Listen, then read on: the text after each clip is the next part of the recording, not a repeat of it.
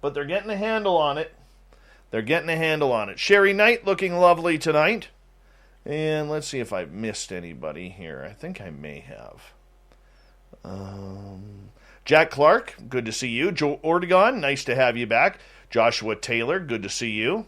Excalibur, good to have you here. And now I think I'm caught up. Now I'm thinking, Chief, what's happening on Twitch? Do I believe Jeremy Corbell? I think Jeremy believes his sources. The gorgeous Michelle C. from Australia, good to see you. And let's see here. Did I miss anybody? No, I haven't. Yes, Butch Witkowski tonight, which means, hey, 416, how are you, buddy? Which means we're going to get into everything weird, strange, supernatural, paranormal, just the way Butch likes it. And you know what? We'll see what we can do to fire him up tonight. Your questions in hour number 2. Don't forget that a great way to support this show is through the Super Chat. And if you're new, don't forget to hit that subscribe button. Ring that bell because we are live 7 days a week at 9 p.m. Pacific, midnight Eastern time. So make sure you check it on out. And we love you. Here we go. Let's rock and roll right now.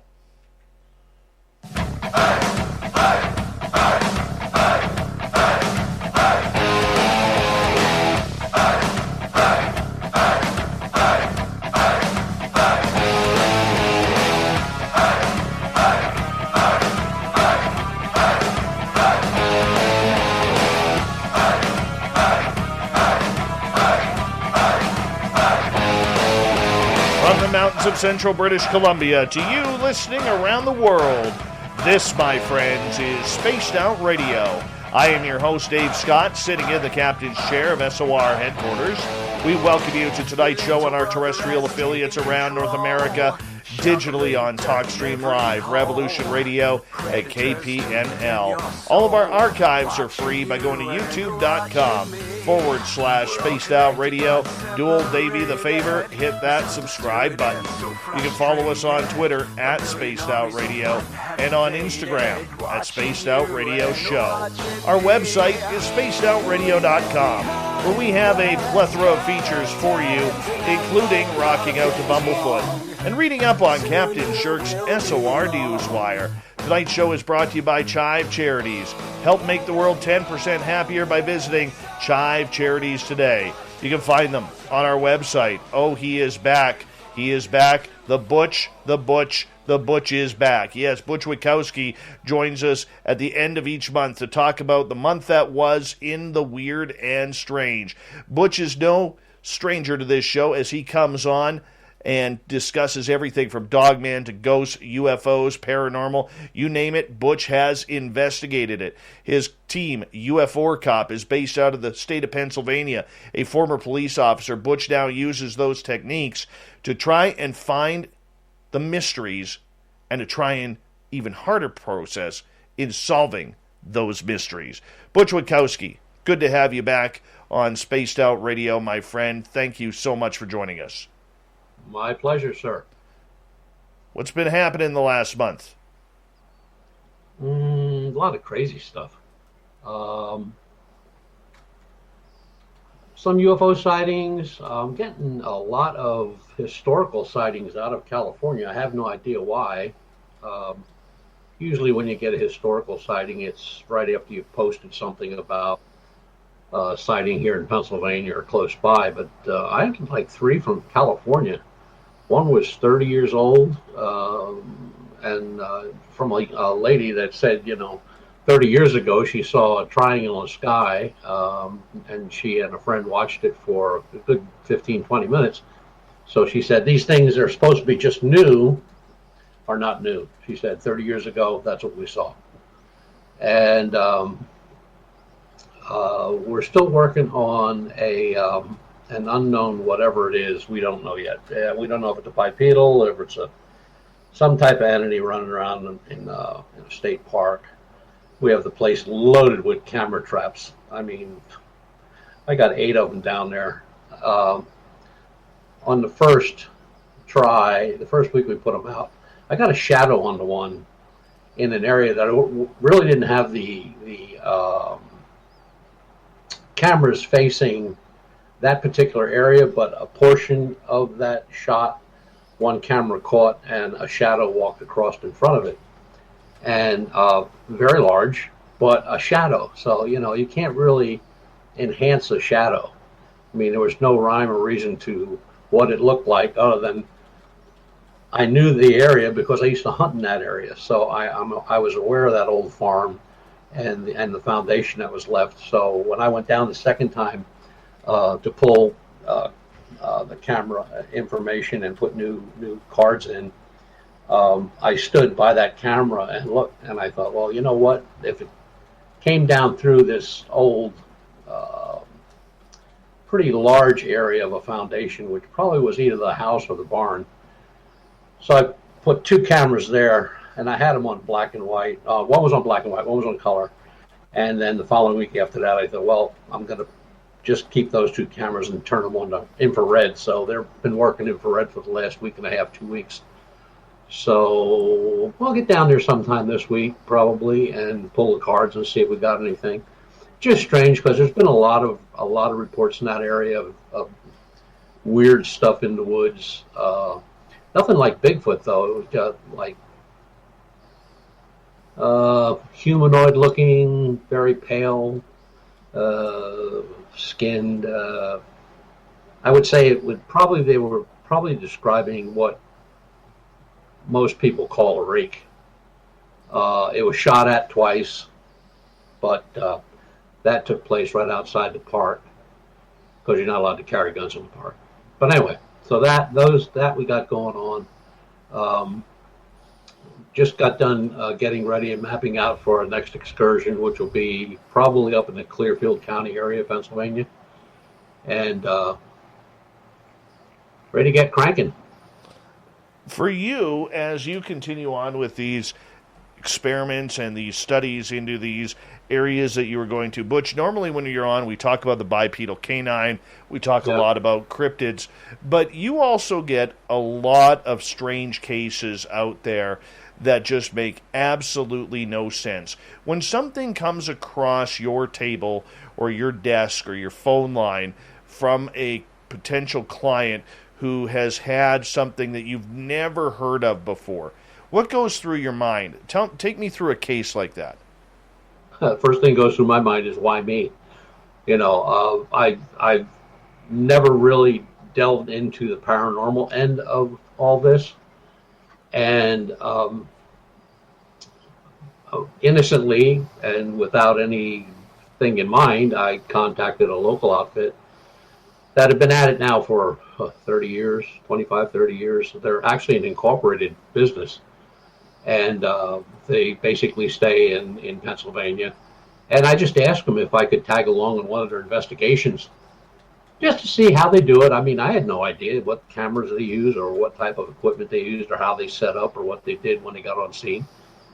So went along on one of their excursions.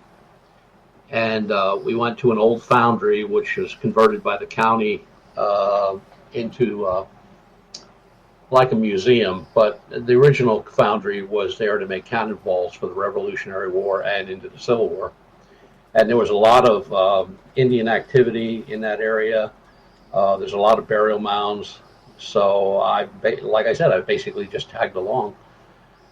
So we got to where we were going to set up, and there was an old a well, very large, and I'm assuming that the foundry used a lot of water. And they had gotten reports of voices in the field. Now, behind the foundry is the field. That's where the well was. But this field is huge. I mean, it's just huge. I wouldn't even venture on a size other than it's got to be well over 10 acres, and then it butts up against a mountain. So you get to the end of the field, and there's a mountain, goes straight up. And he said the historical value is that there were a number of Indian tribe against Indian tribe battles that were fought on that particular piece of land over the past years.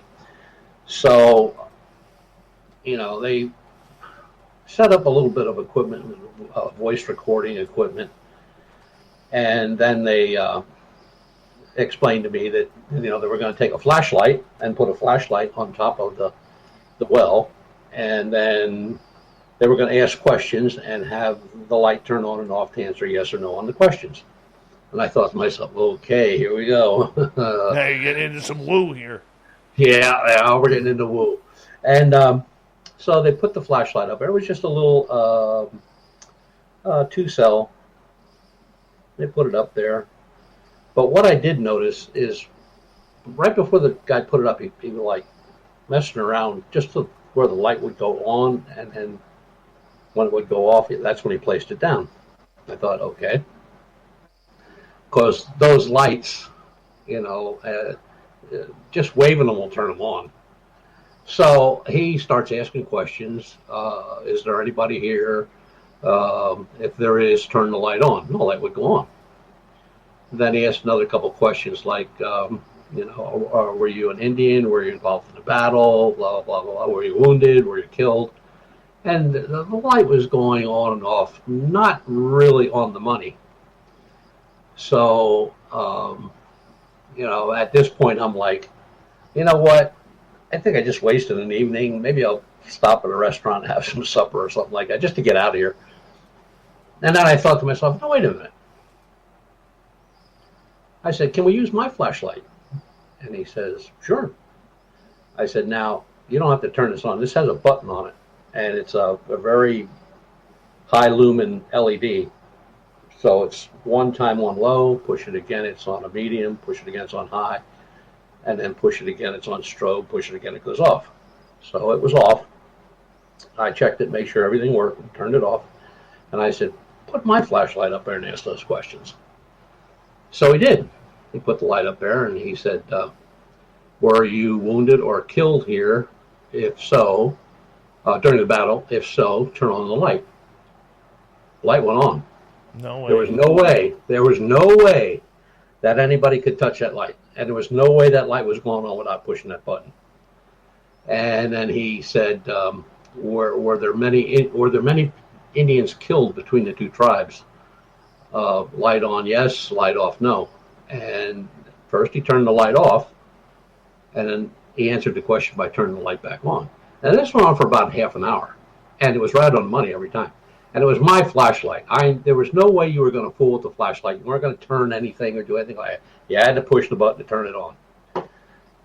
So I said, does this happen often? He says, well, we never really used any other type of flashlight. And I said, well, it's not that I don't believe what you were using was a good tool, but those little stream lights, they're noted for being very, very touchy. I mean, just an itty-bitty little twist can turn them off. And I said, it could be just a vibration from your voice because you're standing right aside of it. And you're leaning on that well. I mean, are you moving the brick that's causing it to go on and off? He doesn't know. But anyway, that was weird. That was exceptionally weird. So about a month and a half went by, and they called me and they said they have another case. Would I like to go on it? And I went like, yeah, okay. And this was going to be much better for me because they were going to be in a residence. They were going to be setting up all kind of cameras and microphones, and there were enough people on the team that there was going to be at a minimum one person in each room of this large house. So I got relegated to not wanting to be a fifth wheel. I said, how about if I just sit here and watch the monitor? They said, that's exactly what we would like you to do. So they have a 28-inch monitor, and it was split into 8 screens. And very clear, everything was, I mean, I could see everybody in every room. I could, the way they had them set up, everything was fine. The people were there when we got there. They introduced everybody. They walked through the house, and the people were telling them what was going on. And so the people left. They went up 2 blocks up the street to their sister's house. But the one sister stayed over in case we needed to use a bathroom or we needed to know something about the house. So she was sitting beside of me. So I thought, oh, this is pretty good. I just get to sit here and, pretty much doze off. And everybody had a radio. We had a radio. And they would check in. I'm I'm up and running in room number 1, and they had a little diagram there. We were in the kitchen, and the kitchen led into a dining room, which automatically went into a large living room. So there was no wall. It was just out of the kitchen, through the doorway, and you went through the dining room, and you were in the living room. When the folks were still there, the lady was moving some stuff around so they could place a camera in the corner. And the little guy, he couldn't have been 4 or 5 years old. He comes over and he's got this big box in his hand. And he said, "Mom, can I open it? Can I open it?" And she said, because it was right around Christmas, right after Christmas. And she said, no. When we unpack everything, we get everything away. We can, stuff that isn't open, we can go through all together and blah, blah, blah, blah. So the kid was satisfied with that. So I watched her take this thing and put it on a rocking chair, a regular old wooden rocking chair. And I looked at her, I said, "So what exactly is that?" Because all it had was this big heart in the middle of the box and a doll. And she pushed on the heart, and in a little girl's tiny little voice, it said, "Will you play with me? Will you be my friend?" Like 4 or 5, 6 different things. And that's it. And then the light goes out, and the doll shuts up, and the doll's sitting there. So one of the other problems with the house was that up in the master bedroom, which was actually on the 3rd floor,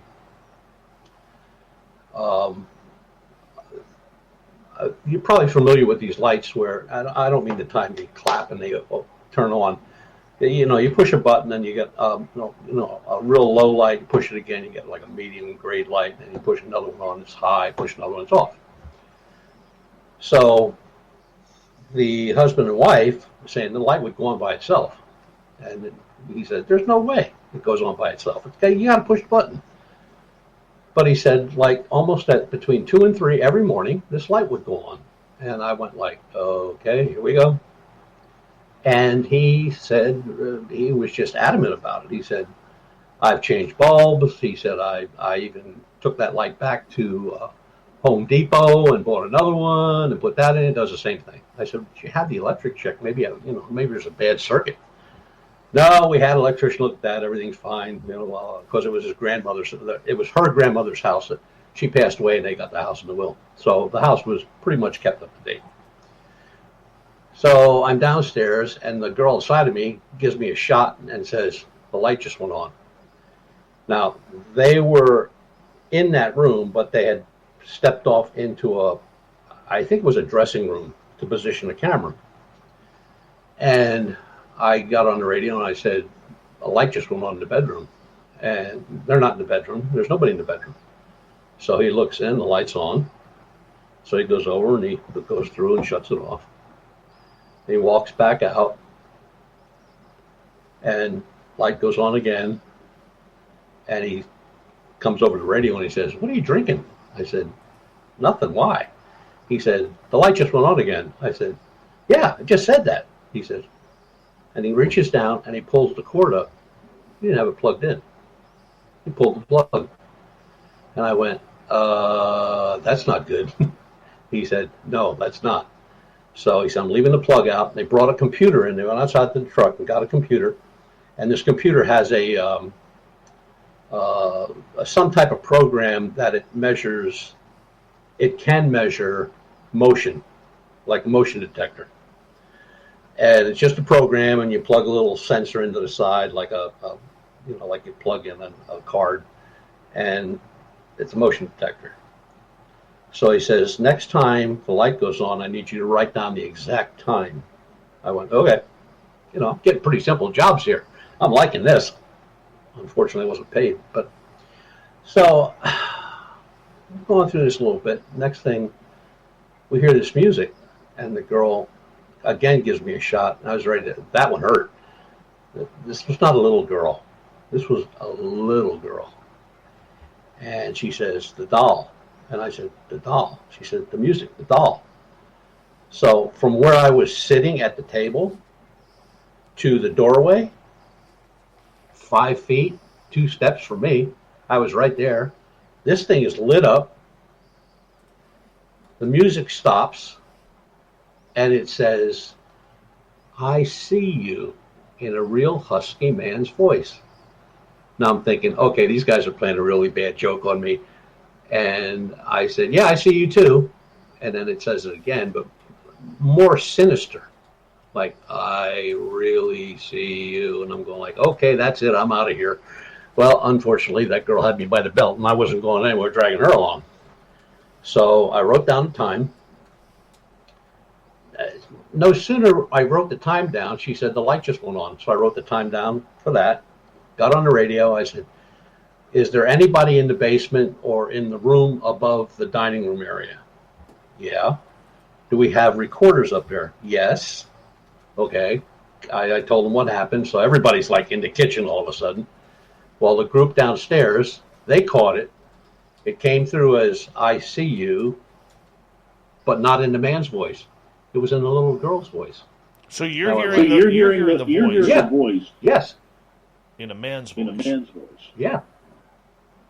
And it was recorded in a man's voice. Wow. So the people that were in the room above that dining area, they also hear, on their recorder, they got the same thing, but it's in the little girl's voice. So we do a timestamp because they have timestamps not only on the computer that I'm watching, but there's timestamps on their recording devices.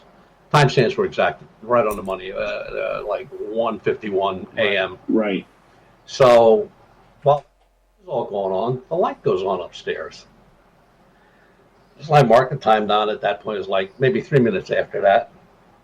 And the guy said, okay, I'll go up and check. He goes up and checked. And first thing he did was, I saw him walk over to the computer, and he's like looking down at it. He said, what was the exact time again? I don't remember what it was. I'm going to say it was like 1:53 or something like that. And he said, that's exactly what it says here, 1:53. There was motion in this room.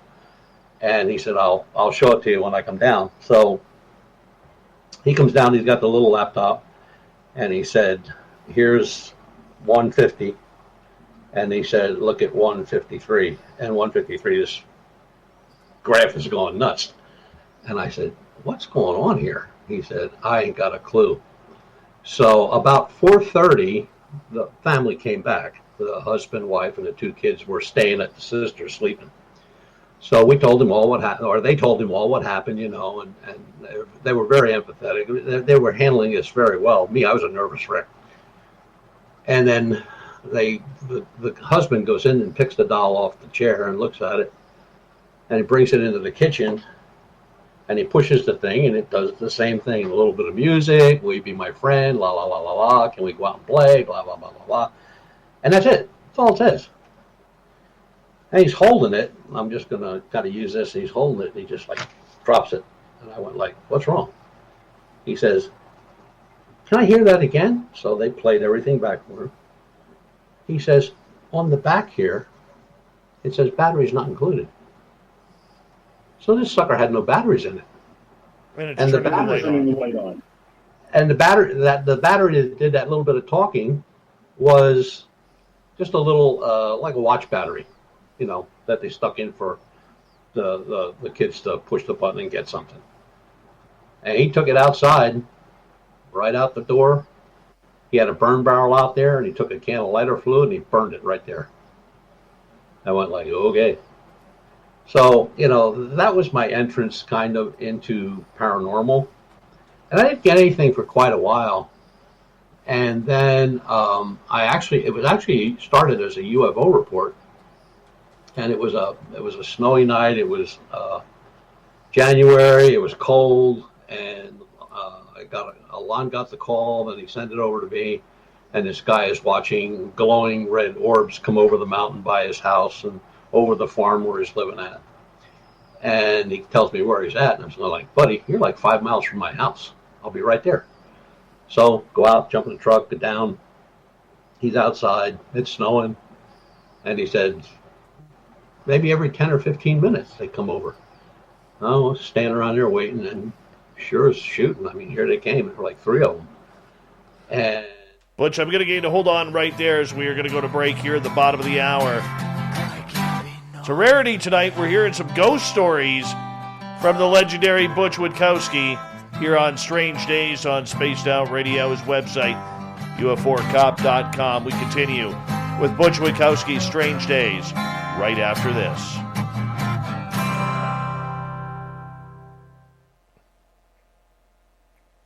All right, let's see if we can get rid of that echo there. Hey, Space Trap. There we go. Now we're away from that echo. Okay.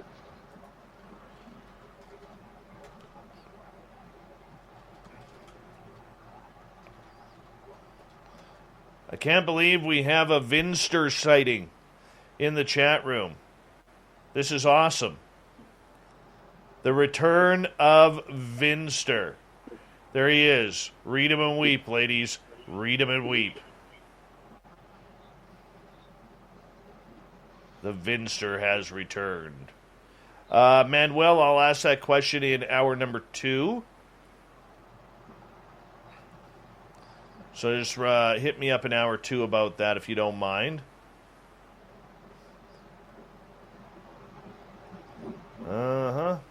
Tracy Benna, welcome to Spaced Out Radio's chat room. Shauna, welcome to Spaced Out Radio's chat room. Philip Baca, good to see you, my friend. Thanks for coming on in. Apollo 11, good to see your return. Edens, how are you? The Lazarus Project, welcome to the show.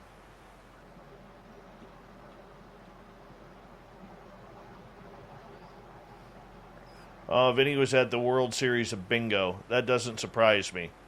Does not surprise me. And he wasn't there playing, Butch. He was there looking for a date.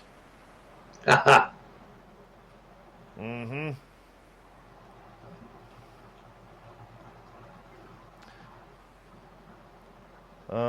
Hidden Existence. Was I on Hidden Existence?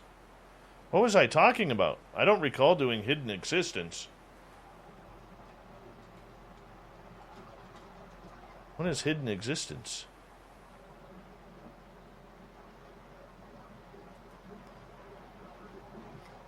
Was I interviewed on Hidden Existence? Podcast?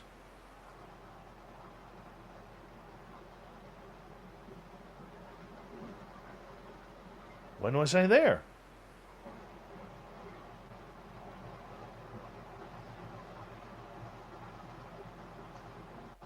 Well, that's with Daniela. Yes, thank you.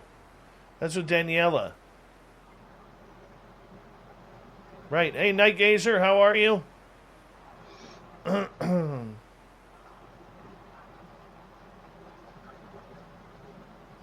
Nicole Mello, how are you? Or Mellet. Probably Melot. Welcome to the chat room. And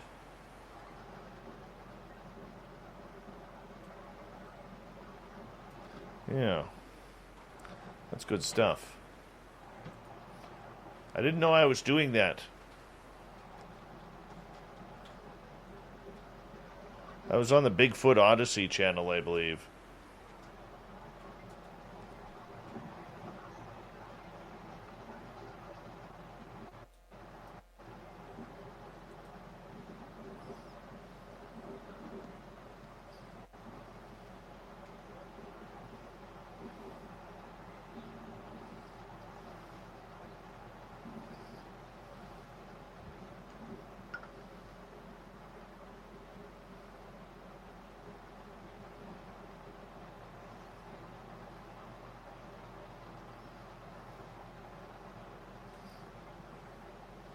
Butch, we got about 2 minutes here, more a minute and a half.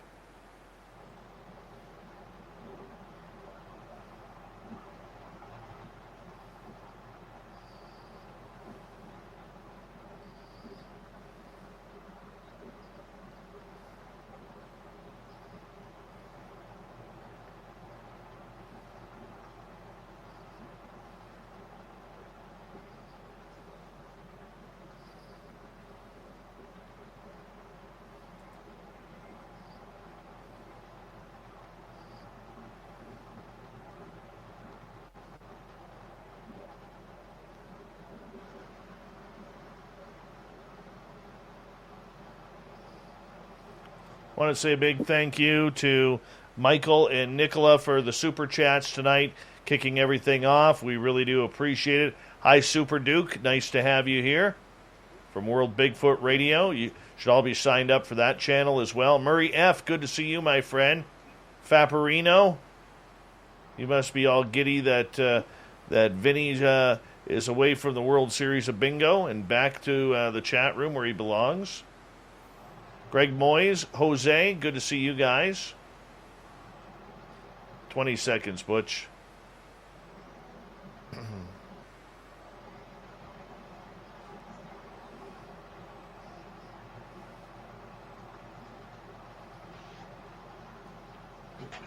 Amy WC looking lovely tonight.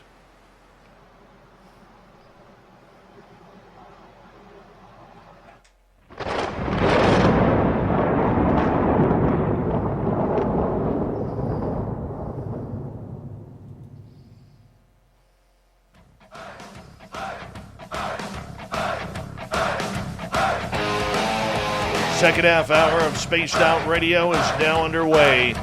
My name is Dave Scott. Thank you so much for taking the time to join us. We really do appreciate earning your listening ears. Want to remind you that if you've missed portions of this show or others, check out our free archives by going to youtube.com/Spaced Out Radio. Do me the favor, hit that subscribe button. Our website is spacedoutradio.com, where we have a plethora of features for you, including rocking out to Bumblefoot and reading up on Captain Shirk's SOR Newswire. Follow us on Twitter at Spaced Out Radio and on Instagram at Spaced Out Radio Show. The mean, the angry, the cranky, the man who never eats breakfast for dinner, Butch Witkowski from UFOcop.com has returned for Strange Days. We bring Butch in at the end of each month to kind of break down the month that was in everything paranormal and supernatural. Butch, welcome back. Yes, sir. Good to have you here. You were telling this paranormal story about the flashlights. Yeah. And then we went to the red orbs over the farm. So he said, well, they're not done yet. And I'm going like, what do you mean they're not done yet? And he says, well, there's got to be a helicopter involved here somewhere. And I'm going like, a helicopter? It's a snowstorm. This isn't like, it's just cold outside. It's a snowstorm. 5 minutes later, here come two more of these red orbs, and they're followed by a helicopter. So I shot a picture, and then that was it. He said, yeah, well, they're done for the night. I'm going like, what, do you have a time schedule for these things? And he said, pretty much. He said, I've been watching them for a month. I went like, wow. So we went into the farmhouse, and we were talking, and he said, now, here's the strange part. And I said, okay. He says, I had some family here tonight. And they just came to visit, and everybody was getting ready to go home. We were just outside, kissy, huggy, bye-bye, shake hands, all that stuff, see you soon. And he said, everybody just they weren't themselves. They were just kind of out of it. And I said, well, what does that mean, out of it? He said, well, nobody was saying anything. They just kept looking around at everything. And I'm like, everything what? I said, we're standing in the driveway. And he said, well, we weren't alone. And I said, what do you mean you weren't alone? What are you telling me here? And he said, there were just these faceless beings. There were like four of them. And they were like, my people were standing here in front of me, and these things were behind them.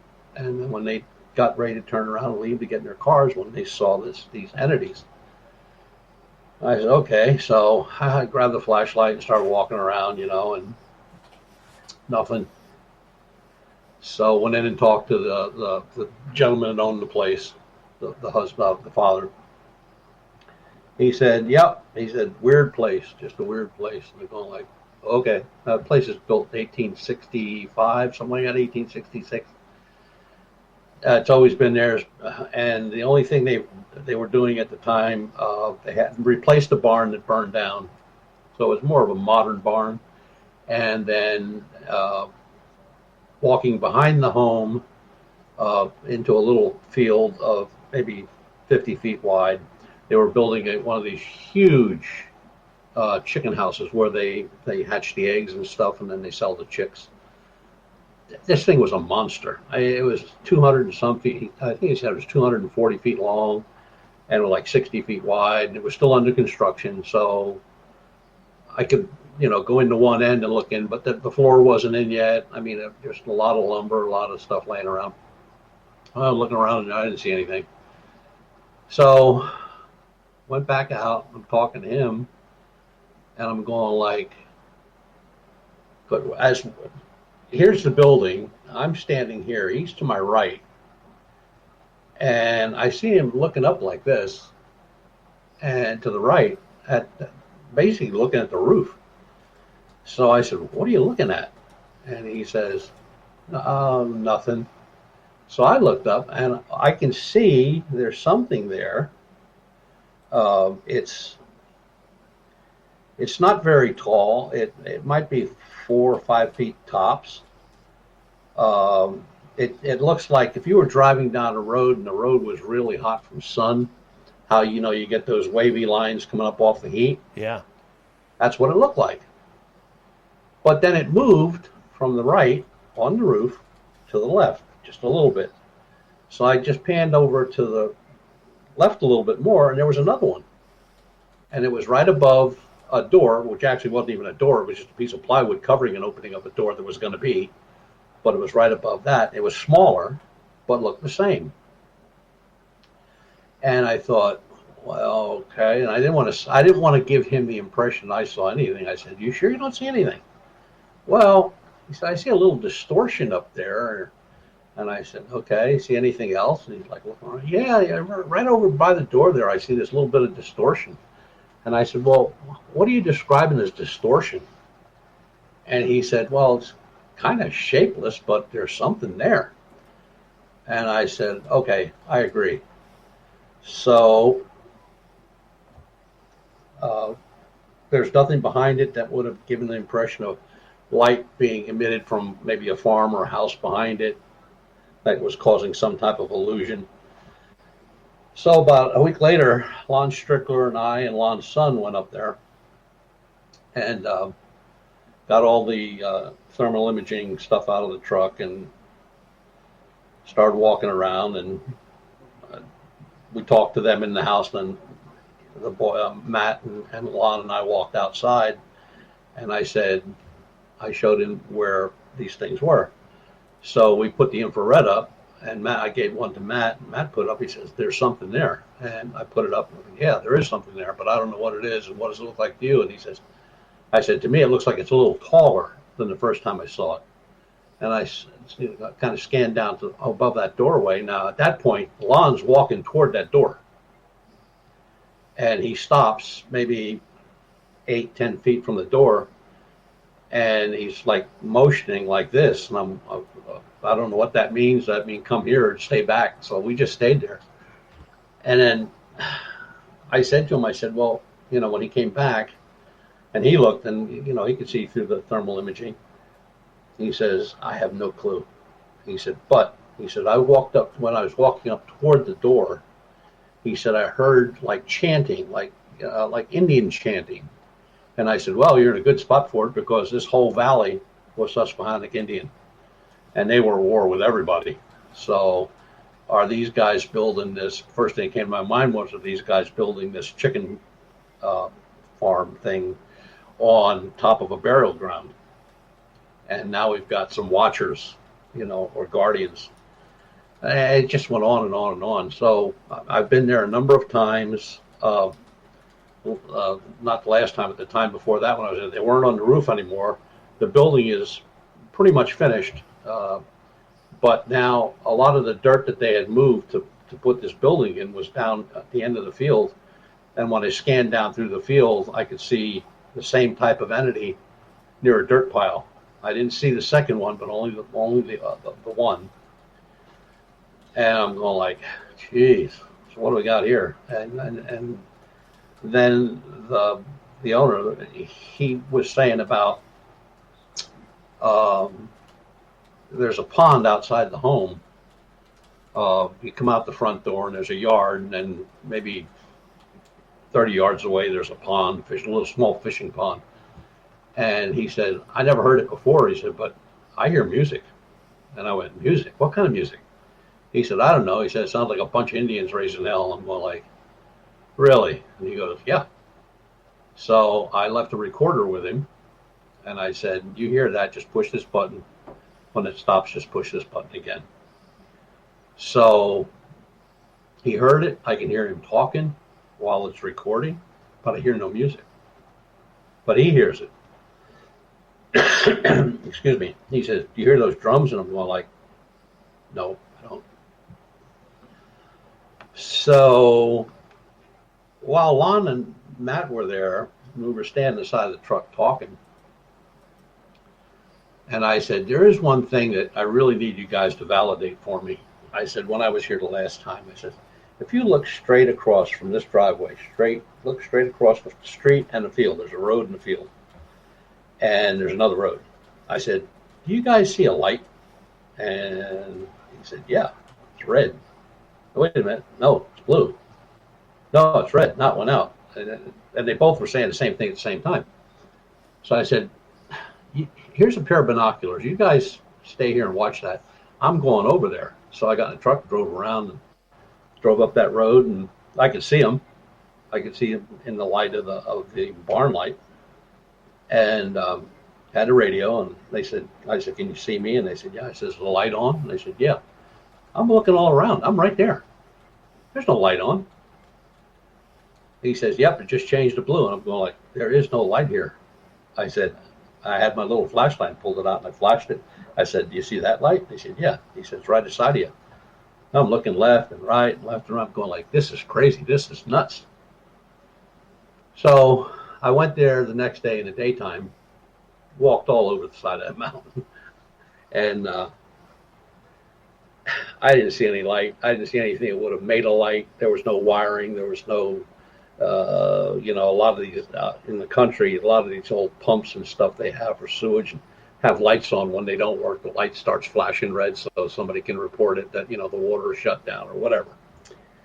So that's basically still an open case. And then I thought, well, I went from UFO to paranormal to entities to this to that, talking dolls. That has to be the end of it. No, I'm not that lucky. About a month and a half after that, it starts out with another UFO call. Guy got a hold of me through email and said that he has a picture of a triangle he'd like to show me. I say, okay, where are you at? And he said, well, I'm right in Denver. Well, that's where I lived. And I said, well, whereabouts? And he told me. I said, no, you're right across from the school. He said, yeah. I said, okay, I'll be down. He said, well, I don't get home until 10 o'clock. I said, okay, I'll be there a little after 10. So about 20 after 10, I rolled up. He was waiting out front for me. And we walked in. The minute I put my foot on those steps, Dave, I just had the god-awfulest feeling like I should not be here. I should go home and crawl under my bed and lock the doors and grab a gun and just stay there forever. So it didn't take but a few seconds when I walked in the door. Every wall has a crucifix on it. There's pictures of the Inquisition, people being tortured, maimed, and burned. The house is full of antiques of Satan, ashtrays, and metal artifacts. And this, I said, what do you guys do for a living? He said, well, we're antique dealers. He said, I work construction in Philadelphia. I went like, uh-huh. I said, so you collect all this stuff? He said, oh, yeah, all these crucifixes and stuff, they're off of coffins. Really? He said, yeah, off of coffins. So he said, we collect all this stuff. He said, that brings big money up in New York. He said, people buy that stuff by the tons. I'm like, all righty. So can I see the picture of the UFO? I want to get out of there as fast as possible, man. I just want to leave. Why do you think you were feeling that way? I don't know. The minute my foot hit that step, I just had this really bad feeling that this was someplace I do not want to go into. I don't want to know anything about. I just want out of there. But I thought, well, not right now to be a pussy in front of anybody. So, and I'm not going to break out crying or anything. So we'll just go in and get it over with. So we're talking, and he shows me the picture, and it's a good picture of a triangle And I said, where were you when this? He said, I was right out front. I said, just got out of the truck. He said, you could see that it was still daylight. It was a Saturday because I'd only worked that morning. And he said, I looked up, and he said, there it was. And he said, I took the shot. And it was a good picture. And I got a copy of it. And then he says, but that's really not the problem. Here we go. Now I thought, here we're going to get it now, buddy. So I said, he said, we have a lot of problems here. And I'm going like, okay, what kind of problems? He said, I really don't know. And I said, well, that's not telling me anything that I can help you with. And his wife walks in, and she's got the Eye of Horus tattooed across her forehead. Just like that big, from one side to the other. And I'm looking at her, I'm going like, now I really need to know where the exit is. And there's a Bible. And then right aside on the table, right aside of the Bible, there's the I forget the name of it. It's a book on spells and stuff like Maleficargus or something like that, whatever. But anyway, it's laying right there. And I said, so you folks are religious? He says, well, he said, I study, Jewish Kabbalah. I went, okay. And she said, I used to be Roman Catholic. He said, but my mom was a witch, so that didn't last too long. And I'm going like, oh boy, what did I bite into this time?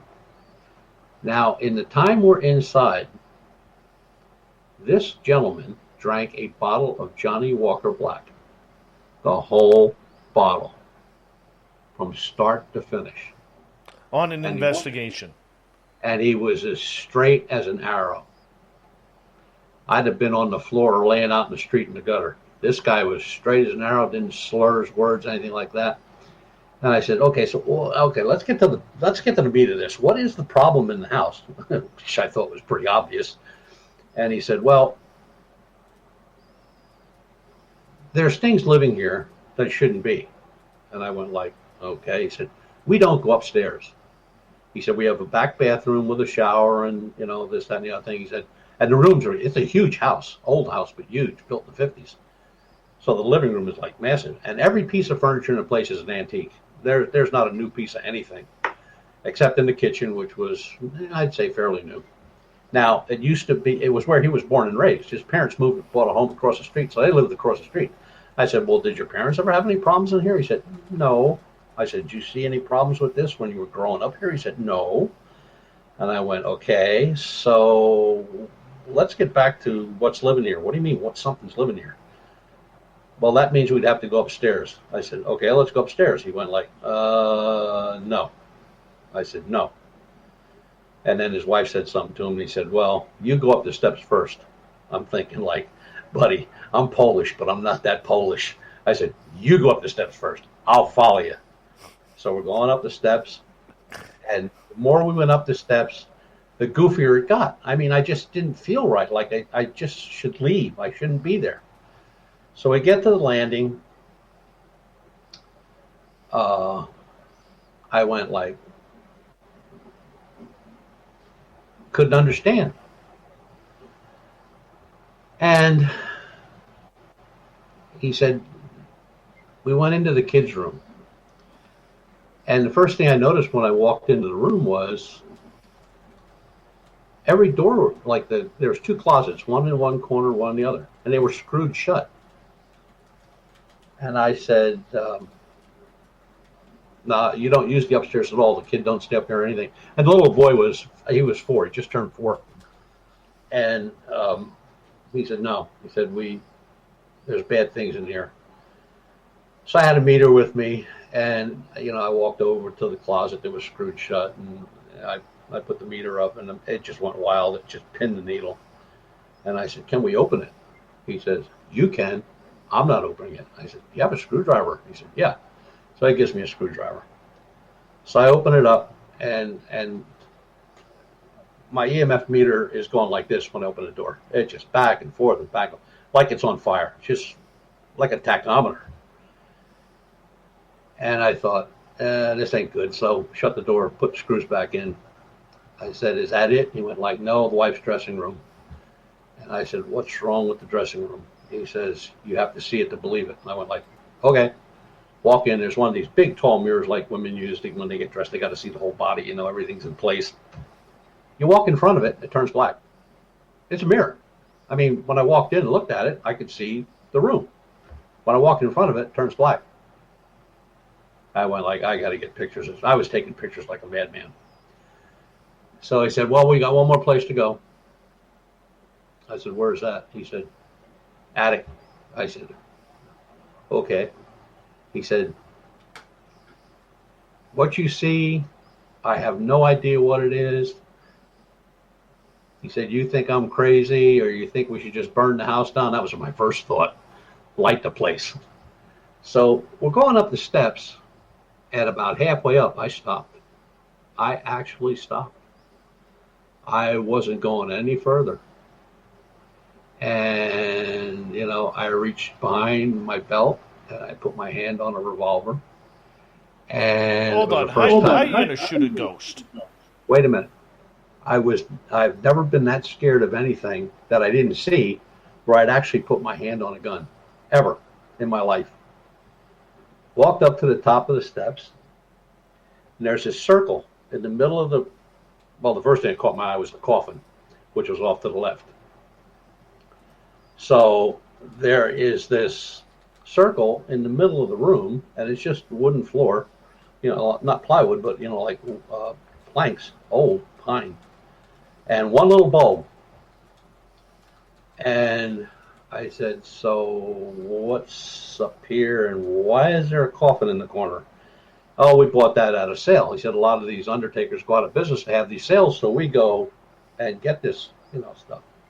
And he said, and then we sell it. And I said, okay, and that answers that. So what's all the jars? And they were like 1 gallon jars, like pickle jars, but a gallon. Right. Filled with dirt. And I said, so what's with the dirt? He said, oh, that we get that off a fresh burial. I said, what? He said, we take that from fresh burials. I went like, uh-huh. And the reason is you take that stuff to New York and people buy that stuff. Oh, yeah. He said, Satanists love that stuff. We were like, okay. So now the guy is starting to back down the steps. I'm going, where are you going? He says, you'll see in a minute. Next thing I know, I look over at the circle. It's not there in the middle of the room anymore. Dave, it's over here. The same circle. I turned around, I'm talking to him. I said, wait a minute. That circle moved. It was right here. Now it's over there. He said, yeah, well, take another look. Now it's over there. No. It's over in the corner. I said, so now I'm crazy, right? I got a flashlight. I'm like looking through the rafters for a projector. I'm thinking this guy's really pulling my cork. And if he is, I'm going to shoot him. So, I turned around and look at him, and he's crying. And I said, you all right? He's there. I need to go downstairs right now. And I said, okay. So we go downstairs to the living room, and we sit down. He breaks out another bottle of Johnny Walker Black. Now, this guy is like chugging. I'm like, wow. I mean, in my younger days, maybe, but no way. And the wife is going on and on about her mother being a witch and how she used to put spells on people. And all I want is out of this house. But I'm getting nowhere. I said, okay, let's see. What did you buy last? When did this start? He said, about a month ago. I said, did you buy anything and bring it into the house? Yes, I did. I said, can I see it? He said, it's locked in the trunk in the car out back. I said, can you get it? Can I see it? Yeah.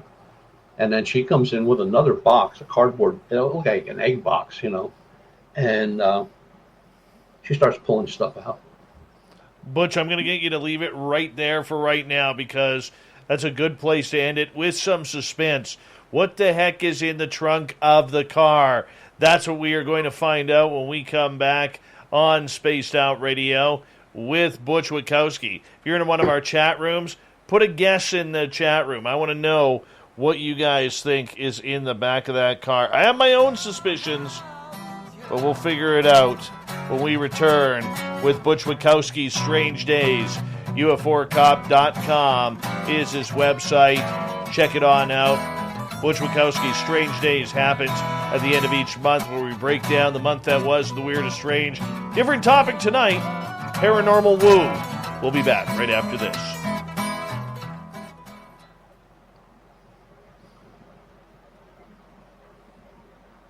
All right, Butch, I'm just going to run my dogs outside. I'll be right back, okay? Yep, I gotta go bathroom. All right, I'm going to mute you.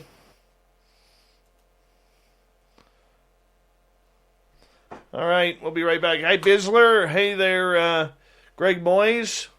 Be right back, guys. Goober Bear, what's happening?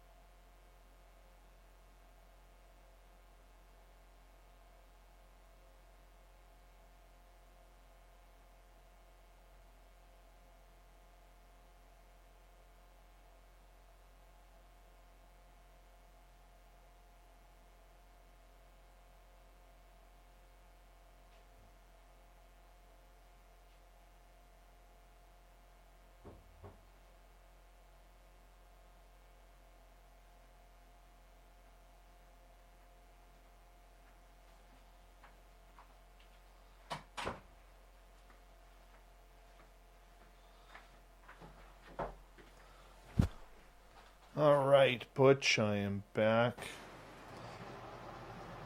How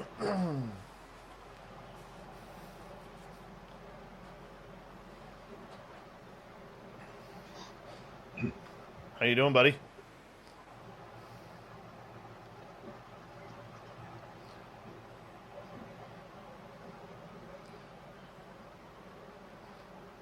Super Butch, we have about a minute 25.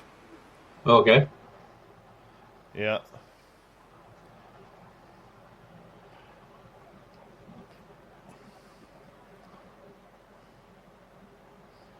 All right. Shrunken head, shoes, dieback box. They're never going to get it. A mask. Close. Tire iron, a cooler, small alien, wine box. Looney, how you doing, man? Good to see you. All right. Let's see what else we got here. Jimmy Hoffa.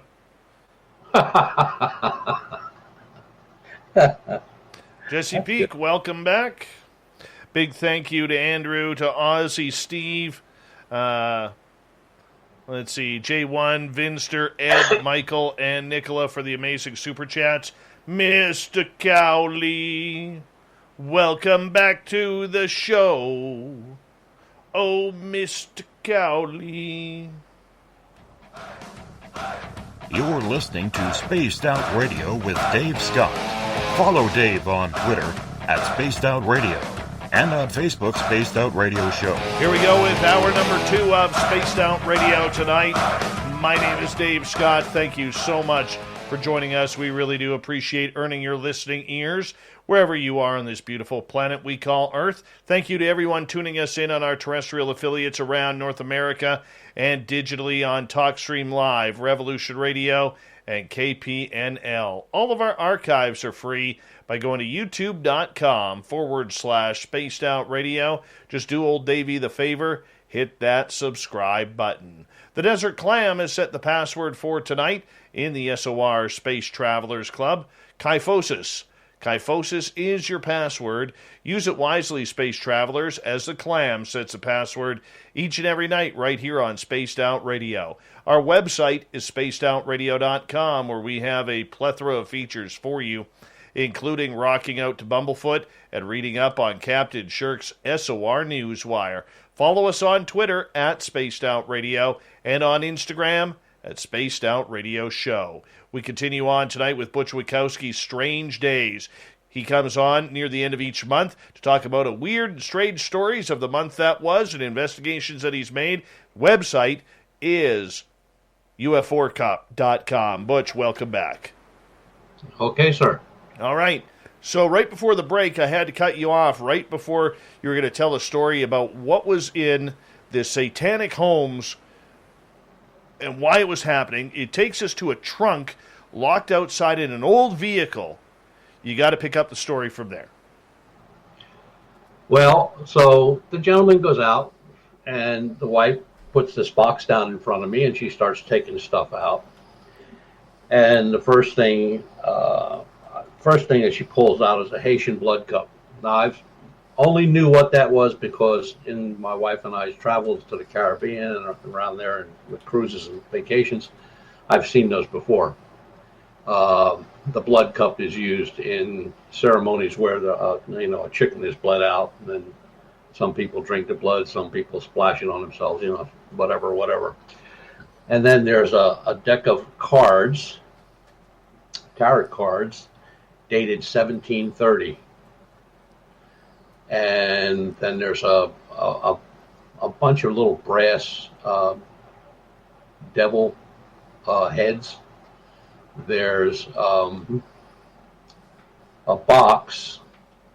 At first it looked to me like an old pencil box from school, but when you opened it up, it was like, they might have been 8 inches long.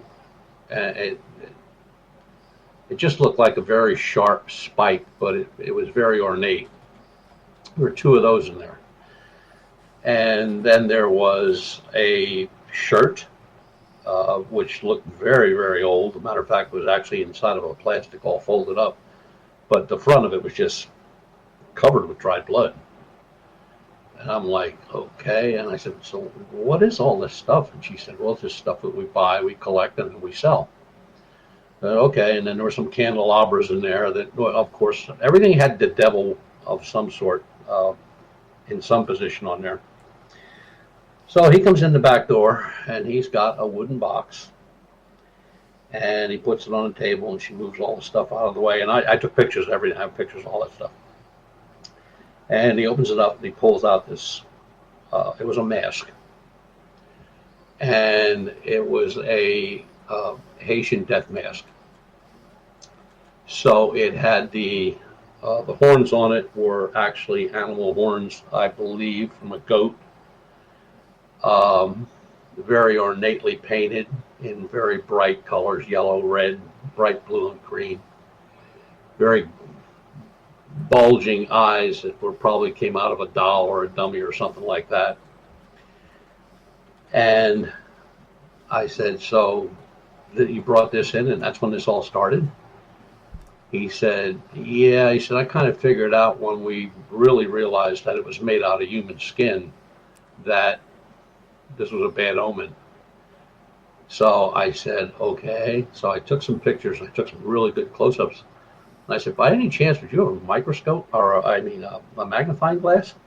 Yeah, I got one of those. I said, can I borrow it? Now, I've been to so many autopsies in my career. I know what skin looks like. So got the magnifying glass. He took the lampshade off. So we had blood. It was skin. It was the human skin. And I said, okay, I think the best place for this is out in the trunk. Yeah, he said, we have a buyer. We're going to get it up to him sometime next week. I went like, oh, okay. So we exchanged some pleasantries. And he said, we don't even go down to the basement. He said, there's stuff down there that I don't even want to know about. He said, I see him walking around. I said, what do you see walking around? And he said, just shadows. They're like humanoid shadows. They got arms and legs and heads and shoulders and, Okay. So I said, so your washer and dryer's down there? He said, no, we use the laundromat up the street. And I went like, okay. So I left. Gave him my card, said, call me if anything happens. Might have been 6 or 7 days went by, and I got a phone call from him. And he said, I just sent you some photographs. And he said, could you stay on the line while you pull them up? I said, sure. So I pull them up, and I'm looking. And he says, I was in the kitchen. And there's a doorway. One doorway goes out to the left. If you're in the kitchen looking straight ahead, there's a doorway goes out into the dining room. If you go to the left, there's a basically just a sitting room, like a little study. And there's gates up because of the little boy. They don't want him in the kitchen by himself, or sneaking around. So there's a gate there. There's one, little expansion gates. And I went, okay, so what am I looking at here? I can see the gates. I see the doorways. He said, well, you don't see those two entities standing there. I went like, no. He said, I didn't either, but I saw them when I turned around and looked. They were there. When I tried to take a picture, they weren't there. I went like, okay. He said, so I went out and I got my wife's mirror from the bathroom, the extra bathroom they had. I put the mirror up against the cabinet and got the doorway. He said, I used the mirror and took a picture off the mirror. And sure as shooting, there were two entities standing there. Assuming that the gate was probably 3 foot high. The one might have been 5 foot tall. The other one maybe 4.5 foot tall. I could see facial features. I could see eyes. I could see nose. I could see a chin. Head was very broad. Shoulders were very broad. And from the shoulders down, just thinned out. Well, the photograph didn't capture anything below the knees.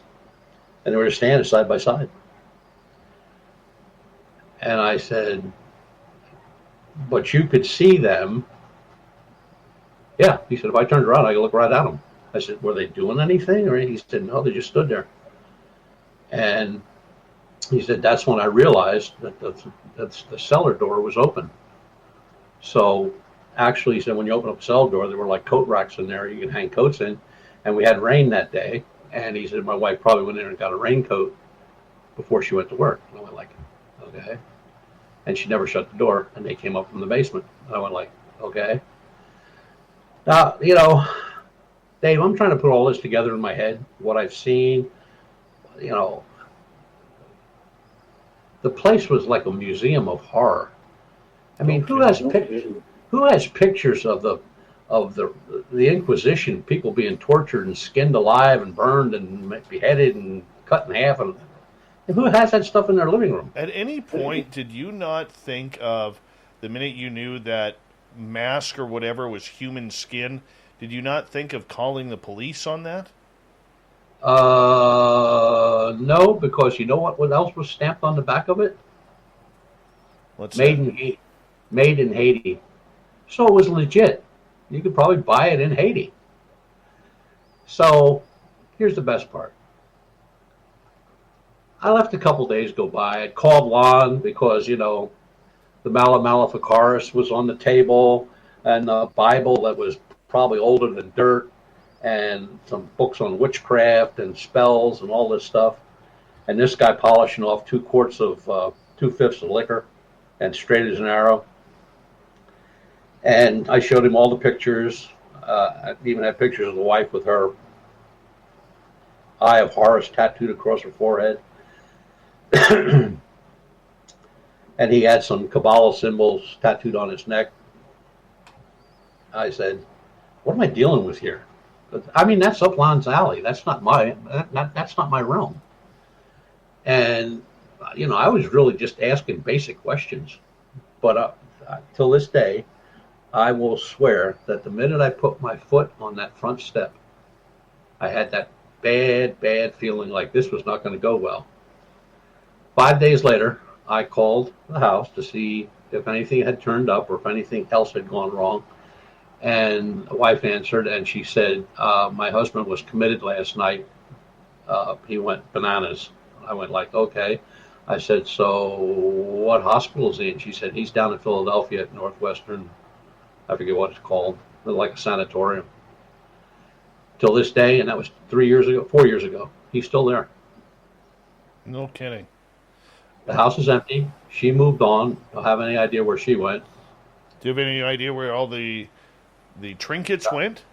Nope, no idea. No clue. The place is empty. The cars are gone. He's gone. She's gone. I have no idea. I tried to tried to get information from his mother and father, which live across the street, and they said they just told us he was going on vacation. I said, how long ago was that? And she said, a long time. I said, isn't that strange? And she went, no, he was always a strange kid. And I'm thinking, like, lady, you ain't got a clue. And I have all the stuff. I kept all the reports, the pictures and everything. And even right now, if I pulled them up and looked at them, I'd just shut them right off. I just can't even look at them. I mean, it was just so bizarre. I mean, who keeps a casket and grave dirt in their attic? What the hell was with the circle going from here to there, to here to there, to here to there? There was nobody up there but him and I. And he was on the step below me. I was on the top step. What was the circle? And when I really thought about it, it was like, it might have been a little 40-watt bulb hanging off a wire. The place was lit up like it was LED lighting. I till this day, I don't know. Lon, I gave everything to him, told him everything, and he said that was just a bad place to be. And I went like, then he was a little concerned. He said, has anything happened since you've been home? Did you bring anything home with you? And I said, no. It probably took one look at me and went like, forget it. This guy's a loser. And that was it. That was the end of it. So there was a second story that turned out with a UFO and entities on a chicken coop, and a UFO and a haunted house. And you know, I just, like I said, that's, you know, I all I could do when I was there was ask basic questions. I mean, I'm not by any means a paranormal investigator, but I don't know how people could live like that. And the other thing, when we went upstairs, I almost forgot that. When we went upstairs, the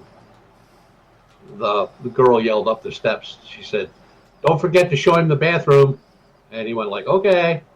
And before we went into the kids' room, we went into the bathroom. He turned the light on, and the sink had this mat of red hair, and I mean red hair, as ginger as you could get, just a big mat of it. And I said, "Oh, drain clogged." He went like, "No." He said, "That just showed up one day." And I said, "Oh, just showed up." He went, "Yeah." He said, "You did notice that my wife's a blonde." I went like, "Yeah, I did." Okay, let's move on. No kidding. That place it just took the steam right out of me. And then when she said he was committed, he was taken to the Ephrata Hospital, and they called an ambulance and had him taken right down to Philadelphia. He's been there ever since.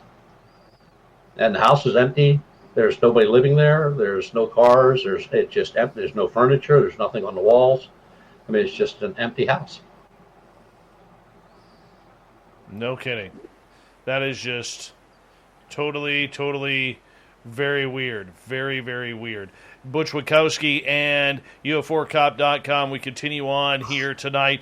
Butch, in the cryptid world, do you get a lot of strange creatures? I know you're talking about Dogman a lot, or bipedal canines, or whatever the issue may be with the cryptids that you are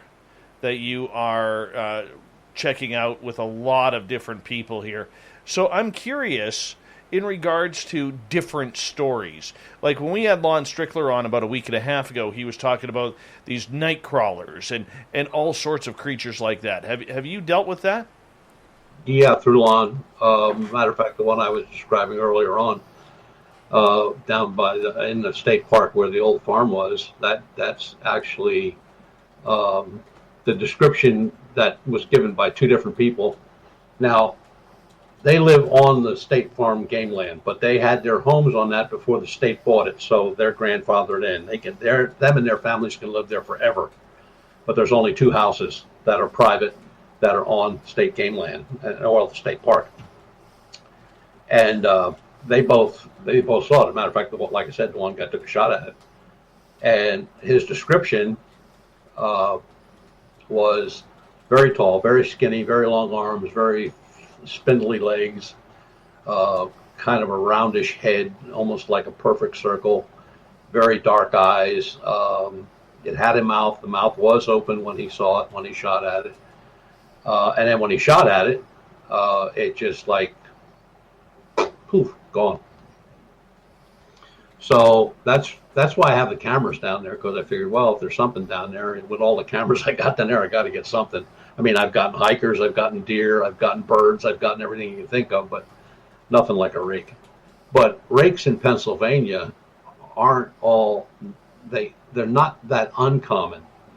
Up along the New York border, there's I wouldn't say a myriad of reports, but there's a good couple dozen reports over a period of years.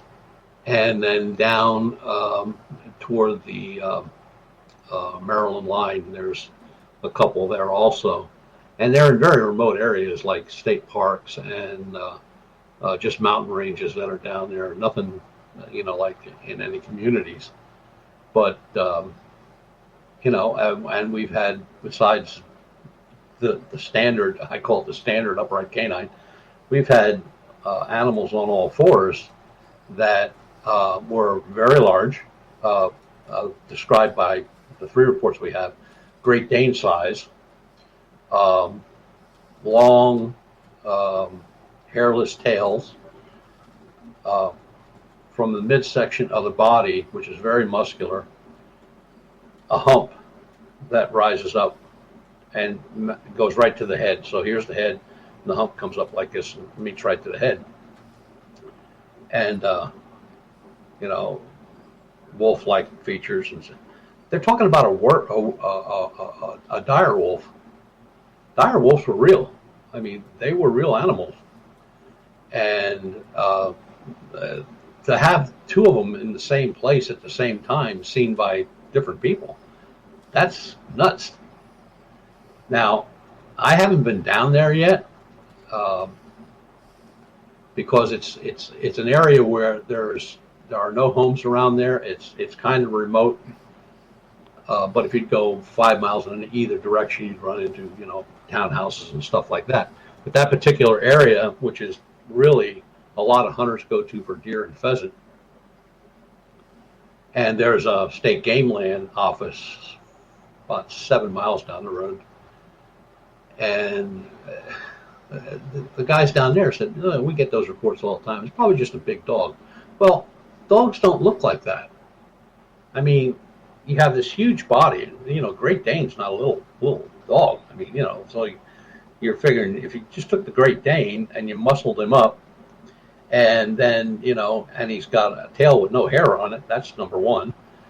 And then the body comes, from the hips. It starts to hump out, and the hump meets the top of its head. That's a dire wolf. Now, dire wolves have been pretty much extinct for a long time. So I don't know what the heck those are. I have no idea. But they were both, the two guys that saw both separate reports, but there were two the first time and two the second time. So it's a pair. And they were seen chasing deer. So I don't know. I really don't know, Dave. I mean, there's so much stuff. I mean, Pennsylvania is so weird. At one time or another, you name it, we've had it or we've had reports on it. And, you can only follow up so much because, of course you get the people that want to, just blow smoke in your ear. And then you get other people that stand there crying and shaking and, they can't even talk because of what they saw or what they thought they saw. But, when I got to talk to the one gentleman about the guy that took the shot, he said that was a rifled slug, 12 gauge Magnum. And I said, did you hit it? He said, oh yeah. He said, it was only 40, 50 feet away. He said, I couldn't have missed if I was blind. I said, anything happened when you hit it? He said, not a thing.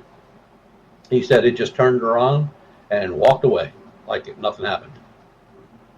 So, I don't know. I have a gentleman coming to the house with his wife. They have a brother. His brother lives right close to me, about 10 miles down the road. And they come up a couple times over the summertime, mostly for graduations or parties or picnics. And he lives in Jersey. Now, he's been coming up here for the last 14 years. And he said, I've come the same way every time. Never changed a route, never got rerouted for construction or anything like that. So back in June, they were up visiting a brother. They left to go home. And he said, normally, average traffic, the time we leave and everything, an hour and 20 minutes tops. Absolutely tops. This time, he pulled up in front of his house 45 minutes later. He said, that's impossible. So I called his brother at his house and told him. And he said, there ain't no way you got from here to there because he lives in northern New Jersey. He said, there's no way you got there in 45 minutes. He said, I'm calling you from the house. And his brother at that point didn't even believe him. He said, well, I'm going to hang up. You call the house. And at that point, it was probably like maybe 55, close to an hour when they were there. Brother called him at the house, and he was home. Big speeding. Lots of speeding. Butch, I'm going to get you to hold on right there before we go to break here. at the bottom of the hour, halfway through the show. We got Butch Witkowski for another 1 hour here on Spaced Out Radio before we bring in John Hudson for the unbiased UFO report. We get to the news wire and the thought of the day in hour 3. Butch Witkowski's Strange Days happens at the back end of every month, right here on the mighty SOR, as he turns up the woo on Spaced Out Radio.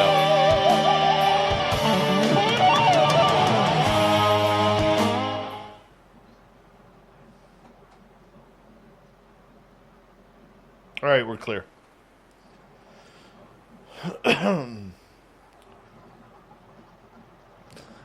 Big thank you to my wrenches for dealing with the troll. Thank you. Good job. And kind of go from there. Great work. B. Hoff is asking, I tried to contact Butch via Facebook. No reply. How can I get in contact about a cryptid I saw? Best way is go to the Forcop page on Facebook. That'd be the best. Or I could give him my email address right now. Yeah, give it. I'll type it in there. It's Butch218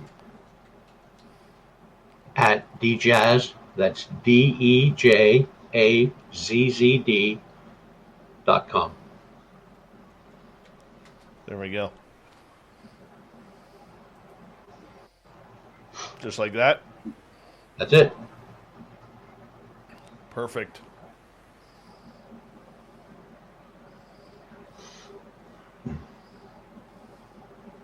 There you go, B. Hoff. Good to have you back, buddy. I noticed Gary the Dutchman in the chat room today. And, it's that time of night. I got a haircut today. I did. I got a nice trim on the sides as I'm growing out, as you can see. Nicely trimmed. Tony with an eye cut my hair today. She did a great job. And anyways, made me think about Mighty Moose Beard Oil. Now, if you go into our description of this show, Gary, you'll be happy with this. Gary the Dutchman. I actually put you down as a sponsor on our feature board, so when people read into it, they'll see your sponsor link on there. I'm using the True North tonight. Or, pardon me, the True North. And, the one thing that Dutch people hate is giving a deal. There's not a Dutchman on this planet who loves to give a deal. Not a single one of them. Yet we have convinced Gary the Dutchman to give you guys a deal on Mighty Moose Beard Oil products by going to mightymoosebeard.com. We have. I don't know how we did it, but we were able to. And every time somebody from our show uses the promo code SOR 2019, Gary goes nuts. Crazy. He's like, why did I agree to this? I'm Dutch. I can't give a deal to people. No, we don't do that. And then he throws his wooden shoes across the room. It's true. I've seen it happen. So, anyways, Mighty Moose Beard, you just put it in your hand. It's good stuff. It's all natural, no chemicals. Just massage it in. That's it. Takes good care of your beard. And for the ladies out there, or the guys who don't have a beard, it's great for your hair as well. Gives a nice sheen to it. We don't get to use the word sheen a lot here. All right? Butch wouldn't know what the fuck this is about. But either way, you just rub it into your hair, massage it in. Your hair smells great, looks great, feels great, and it lasts. So remember, when you go to mightymoosebeard.com, all you got to do is use promo code SOR 2019. All prices are in Canadian dollars. All right? So tell Gary the Dutchman you want a deal. He's going to grind his teeth. He's going to argue. He may even shed a tear. But that's okay. You get the deal. Courtesy of Spaced Out Radio. So check it on out today.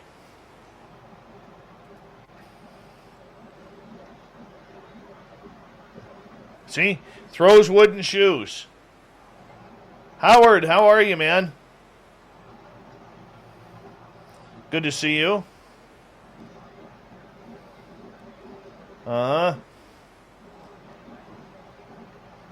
Kurt Seltzer with a splash of lime.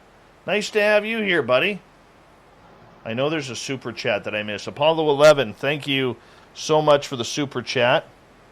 I also want to say a big thank you to Andrew, to Ozzy Steve, J1, Vinster, Ed Clater, Michael, and Nicola for the amazing super chats tonight. Really do appreciate that. Stetson John, good to see you in the chat room as well. And, yeah, we're having a good night. I know Gary the Dutchman laughs every time I do a commercial for him. But Gary, seriously, I did put it. You'll notice it as of last night in the intros for the shows. Your address is in there.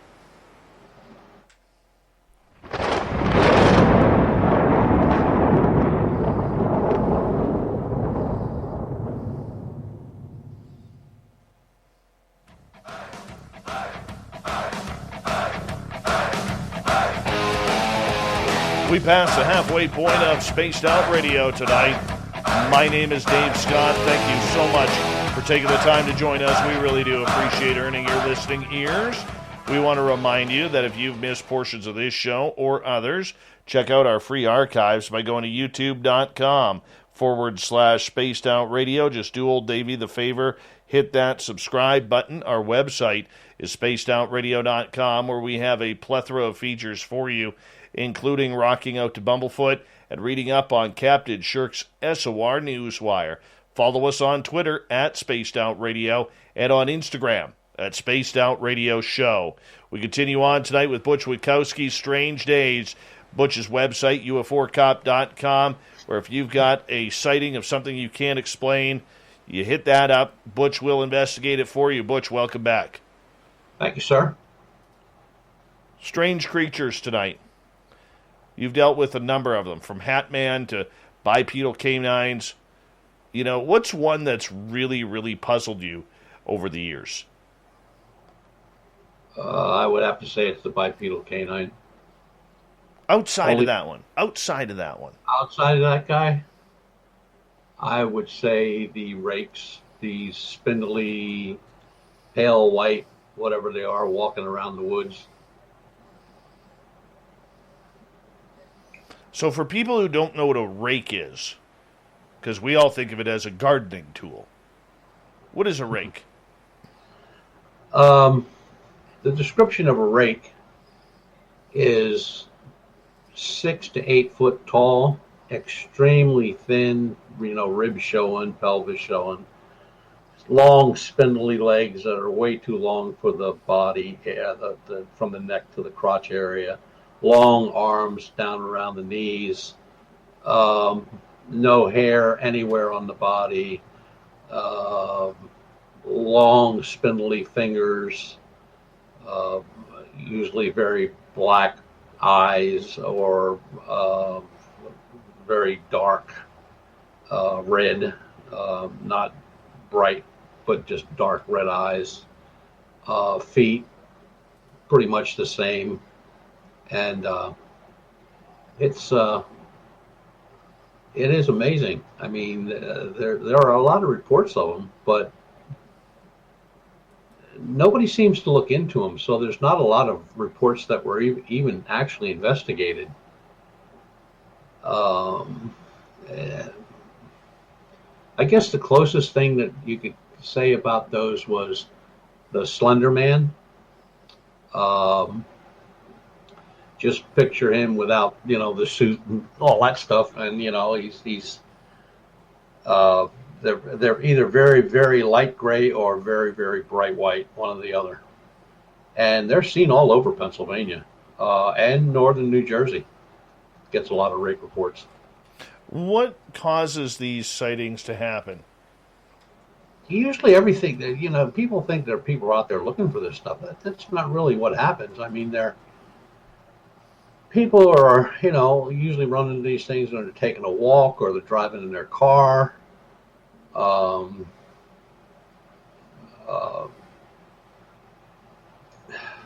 it's not something that is a daily thing where you have researchers out there looking for that particular type of critter, and the reports that are taken, for lack of a better word, they're really done kind of shoddy, because you can tell just the way the report's written up that the person taking that report doesn't believe a word they're saying. But you can't do that. I mean, even if it's outrageous and outlandish, you've got to take the report as it's given and don't put your feelings or your 2 cents into it. I mean, let it ride the way it is. And, there's, to answer Alien Critters question there, the busiest county for Bigfoot reports is Fayette. Fayette County, those reports, they pretty much on a daily basis. And if you've never been to Fayette, it'd be like me living in the city of New York and leaving the city of New York and moving to British Columbia. I'd be so lost I wouldn't even find my own car. Just turn left. Just turn left. I mean, it's just the way it is. And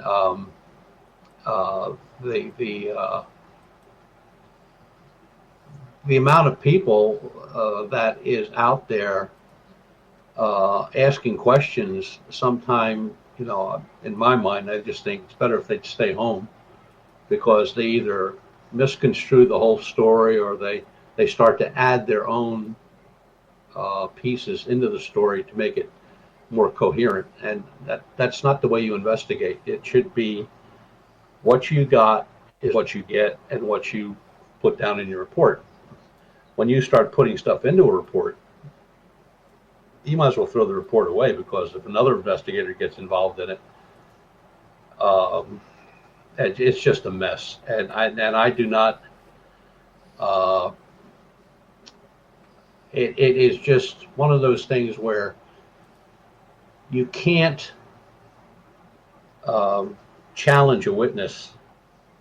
You can ask a lot of questions, but you can't challenge them, because the minute you start to challenge them, they think that you think that they're lying, and you don't ever want to do that. And you don't ever, one of the things I very seldom ever do, and I think if I had to think back over the last 30 some years, I think I did it twice, where somebody made a report to somebody else, they got nowhere, and then we picked up the report, and that happened twice, and I just don't do it anymore. It's not worth the aggravation. It's just best to just do it on your own, or do it with your own group. Now, sharing reports, I have no problem sharing reports. I will never share names or exact locations. That's not going to happen. Never did, never will. Because once you do that, your credibility is shot. You're done.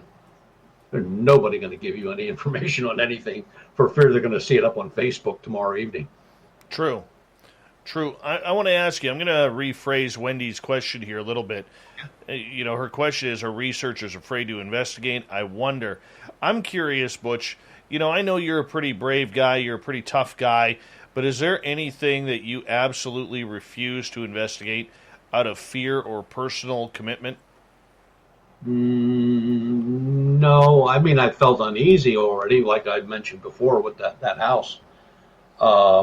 But even that house was like, that was probably the only second time that I felt uneasy. The other time might have been, was probably with the doll, where my head didn't compute what was going on. No, I don't really have a fear of that. I mean, we take precautions. We have all we need to keep us safe. And I always try to pick somebody that's going with us that's a lot slower than I am, so I can get to the truck faster. Very true. That's always a good plan. Or if they have a game leg or something like that, where I can grab a crutch and they're down, I can make hay. That's always a good plan. Always a good plan. Let's get over to Race Fan. Has anyone you know ever taken a shot at a rake or a night crawler? Rake and nightcrawler are pretty much the same thing. Descriptions are almost identical. Yes, I the one case that we're working on right now, one of the gentlemen took a shot at one with a 12 gauge Magnum slug gun, and nothing happened. I said, did it yell? Did it scream? Did it fall over? Did it do anything? He said, nope. I said, did you hit it? He said, I couldn't miss. He said, I hit it square in the chest. And he said, just turned around and walked away. That's the only one I know taking a shot. Now, I've read reports from Western Pennsylvania where people say they've shot and wounded Bigfoot, or they've shot and killed Bigfoot, but you know how that goes. Where's the blood? Where's the body? Oh, well, he just disappeared. Okay. All right, let's move over to Jenny's question here. Could we ask you about a UFO and Bigfoot at Presque Isle, Pennsylvania? Sure, absolutely. What happened there? Two couples were out on a Saturday evening, and or Saturday afternoon they started. They went out to Presque Isle and down to the beach, did a little swimming, carrying on. Then it got late, and they were starting to head home. And the vehicle, an old Oldsmobile, got stuck in the sand. So they tried pushing it out, but that didn't work. And the one gentleman said, "Well, he said, I'll just walk back to town," which I don't know how far that was, but it was a pretty good distance, and get a tow truck. And in the meantime, a light appeared in the sky over the lake, and it landed. They watched it land. Then the two girls and the one guy got in the car and locked all the doors and windows. And putting aside the craft for a minute, the one girl got out and was looking around, and she heard a rustling in the bushes, like a carrying on, like something was walking around in the brush.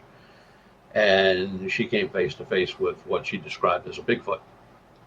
Now, they did get hair samples off the trees because, of course, the cops showed up, a couple park rangers and the cops and the tow truck.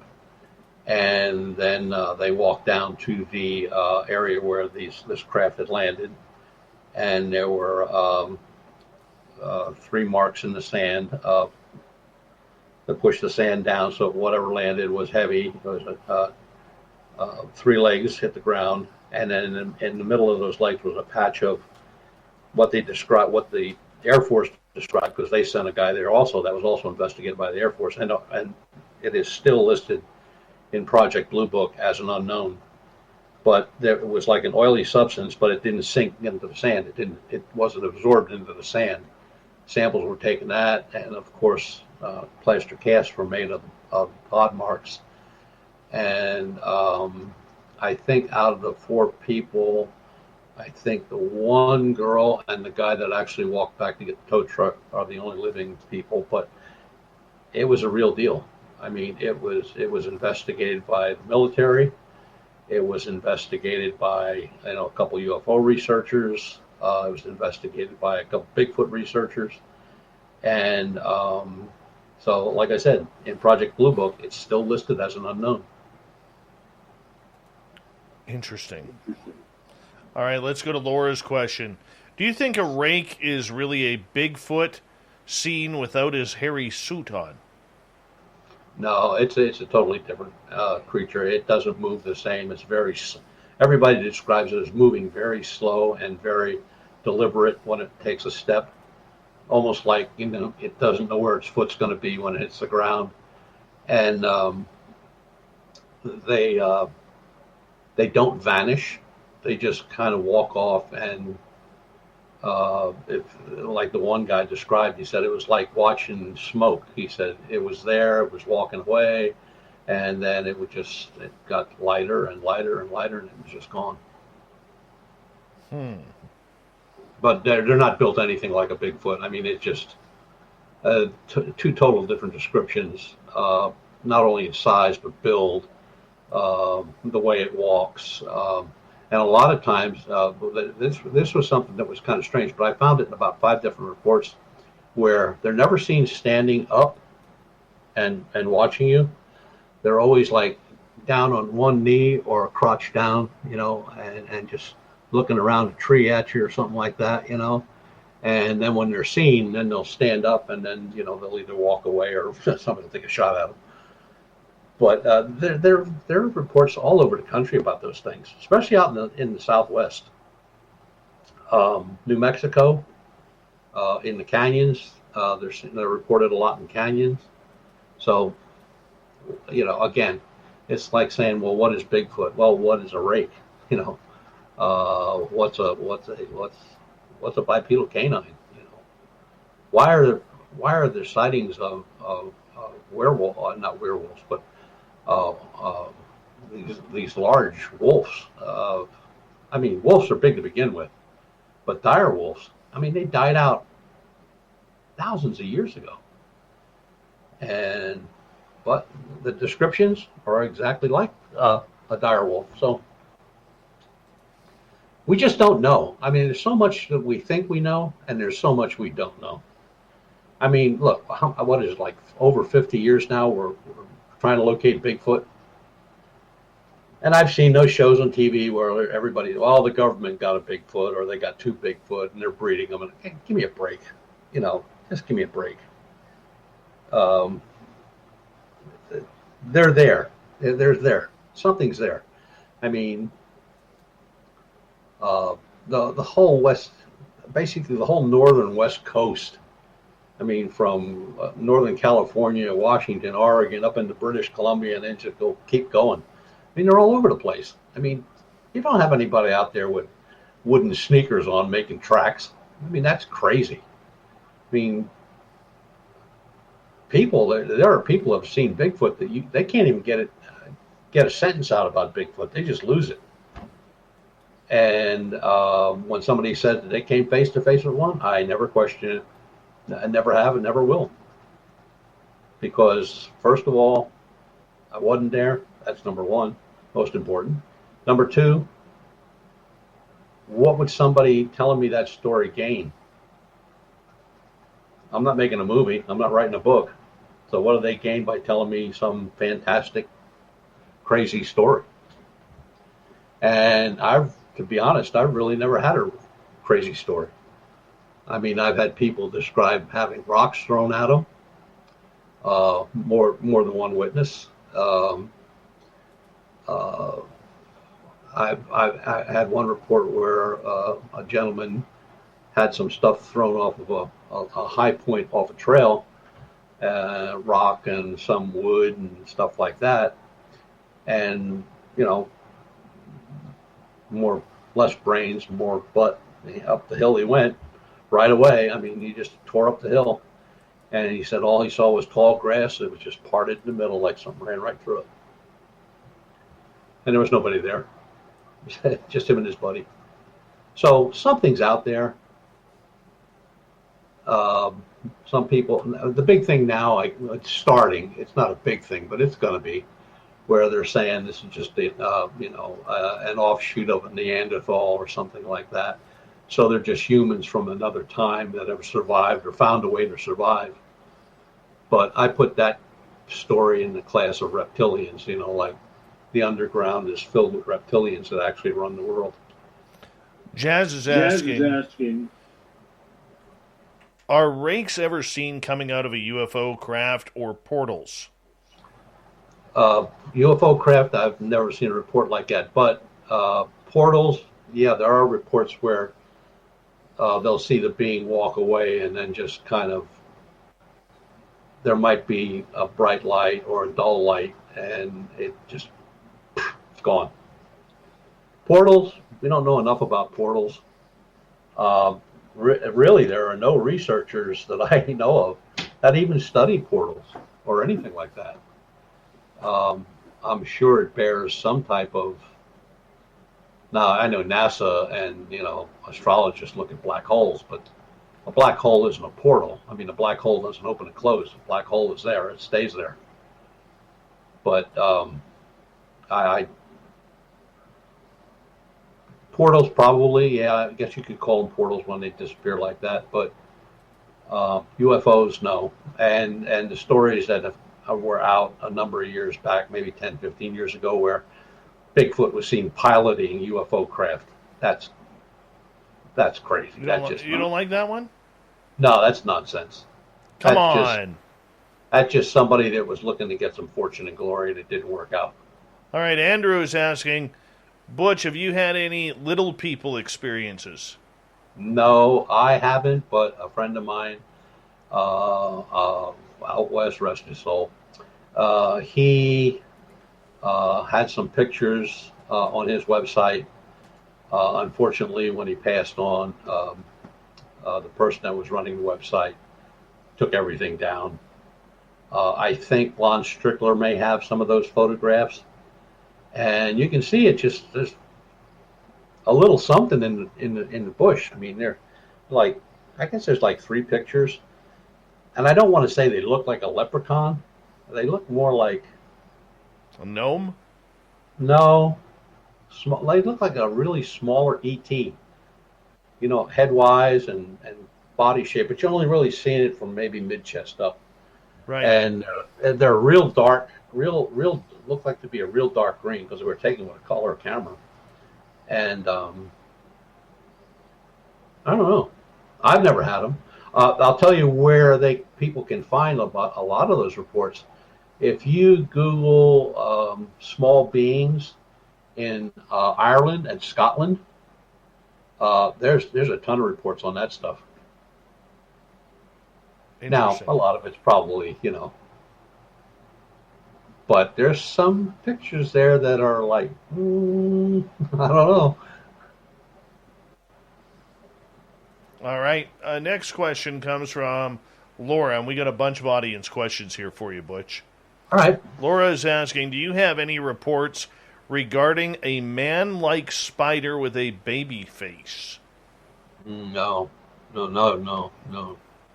Never heard anything like that. All right. Apollo is asking, any interesting MIB investigations, Men in Black? There's a group in Philadelphia. They're basically a paranormal group, but they've done a lot of work in the MLBs.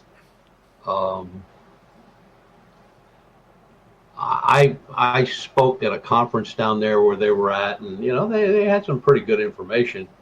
But it's like anything where you have government involvement, you stick your nose in too far, and somebody's going to break it for you. And they got chased off of. They tried getting on military bases. They tried to surveil military bases. Well, putting surveillance on the military base is going to get your butt in jail. You don't do that. But they don't seem to investigate the ones that kind of look like, good-looking guys like you and I. They kind of, they're looking at those ones that, are real pale. They both look like twins. The way their mannerisms, their speech, the way they walk. Don't know. I really don't know. But I know that group investigates them. Joe wants to know, have you ever wrestled a dog man and bit its throat out? And if so, what did it taste like? An Italian sandwich. Right on. So if you're hunting dog man, go for the throat. It's like having a nice hoagie. Yep. The Lazarus Project is asking, do you think Bigfoot is connected to these missing 411 cases? On a scale of 1 to 10, I'd give it an 8. Why is that? Well, you got 1 minute. Dave Pallades is a very good investigator. He doesn't pull any punches. He doesn't take any crap. And he goes out and he does the job the way it's supposed to be done. And some of the stuff he has in his books, and if anybody has never read any of his books, get them. They're worth the read, especially if you have an interest in Bigfoot or disappearances of people. When you look at he has a map. I think when you buy one of the books, I forget, or any of the books, you get the map for free. But there's a map of the missing persons, the 411 cases he's investigated. And when you look at that, when you lay that out, that's a pretty good sized map. When you lay it out, you look at it. If you look at where a person was missing, where a 411 case started, if you just kind of just look around a little bit, you're going to see cases of Bigfoot.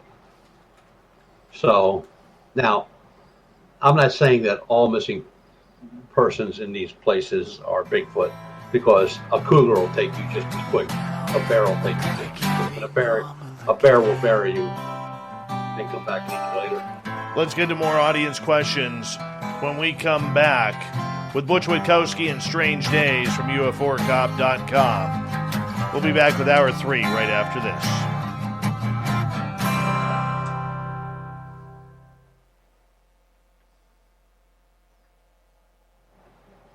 All right, Butch, I'm just going to run my dogs out. I'm going to put your mic on mute. I'll be right back, okay? Okay, boss. Be right back, people.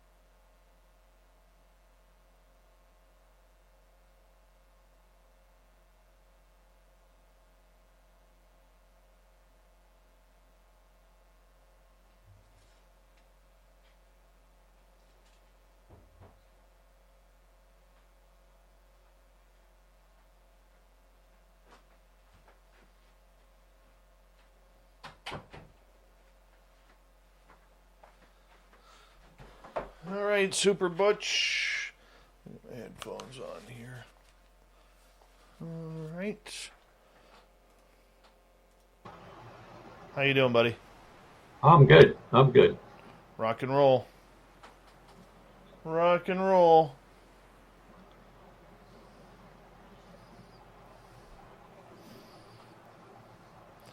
All right, we've got about 1 minute 25 seconds left. Oh, okay. I've got my chat room stalled here, so that way I can get to the questions.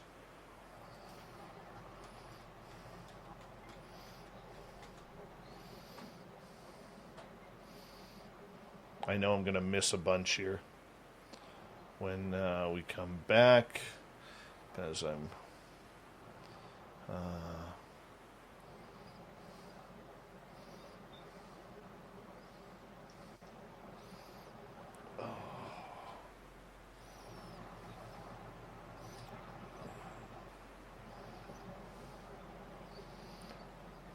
All right, I want to say a big thank you to Amy, to Magnus, Apollo, Andrew, Ozzy Steve, J1, Vinster, Ed Clater, Michael, and Nicola for the super chats tonight. Really do appreciate all of your support here on Spaced Out Radio. It's a great way to do that.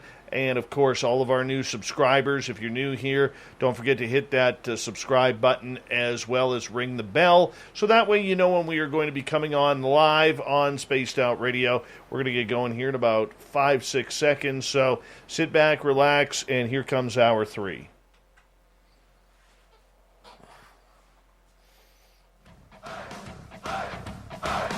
Would you like to connect with us? Head to spacedoutradio.com for all your latest show info. Now, back to Dave Scott and SOR. Third and final hour of Spaced Out Radio is now underway. My name is Dave Scott. Thank you so much for taking the time to join us. Really do appreciate earning your listening ears wherever you are on this beautiful planet we call Earth. Want to say hello to everyone listening in on our terrestrial affiliates around North America, digitally on TalkStream Live, Revolution Radio, and KPNL. All of our archives are free by going to youtube.com/Spaced Out Radio. Just do me the favor, hit that subscribe button. The Desert Clam has set the password for tonight in the SOR Space Travelers Club, Kyphosis. Kyphosis is your password.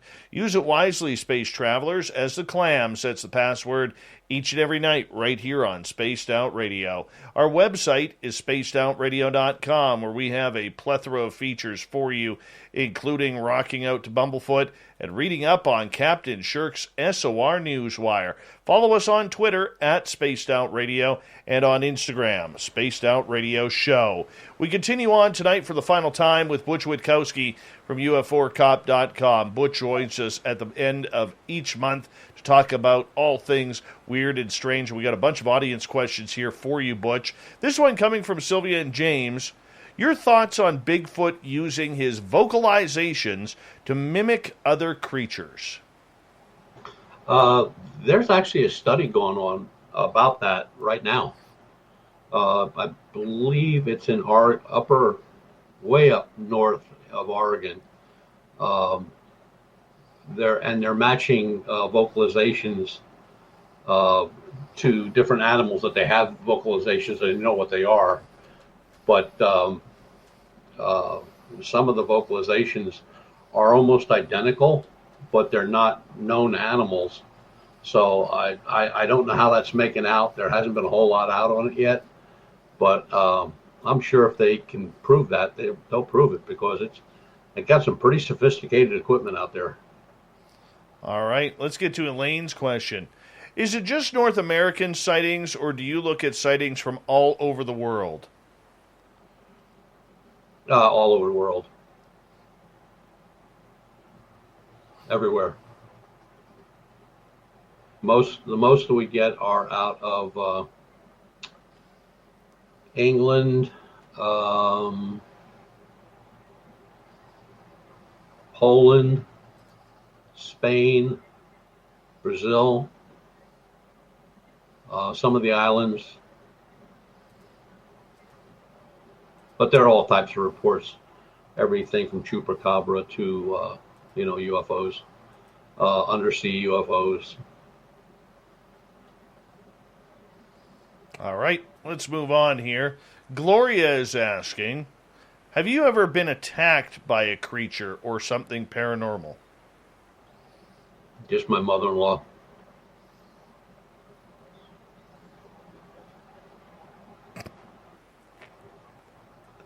I don't even know how to respond to that. Nicola is asking, Butch, what do you think is the biggest contributor to the missing 911 or 411 mystery? I think the areas in which the missing the 411 reports take place, because like I said, if you look at the map, there wherever there's a 411 report, there's a Bigfoot, one or two Bigfoot reports, sometimes more. So there may be a connection, but we don't know. Hopefully Dave can straighten it out or get some more information. Well, I think it's, how much do you, let me phrase it this way. How much do you think is people walking into portals and they don't even know? Oh, I think that happens a lot. I mean, there's some of the cases of the missing, and I'm not talking about 411, I'm talking about just, stuff that I've been looking at since 2006, 7, in the United States and pretty much all around the world.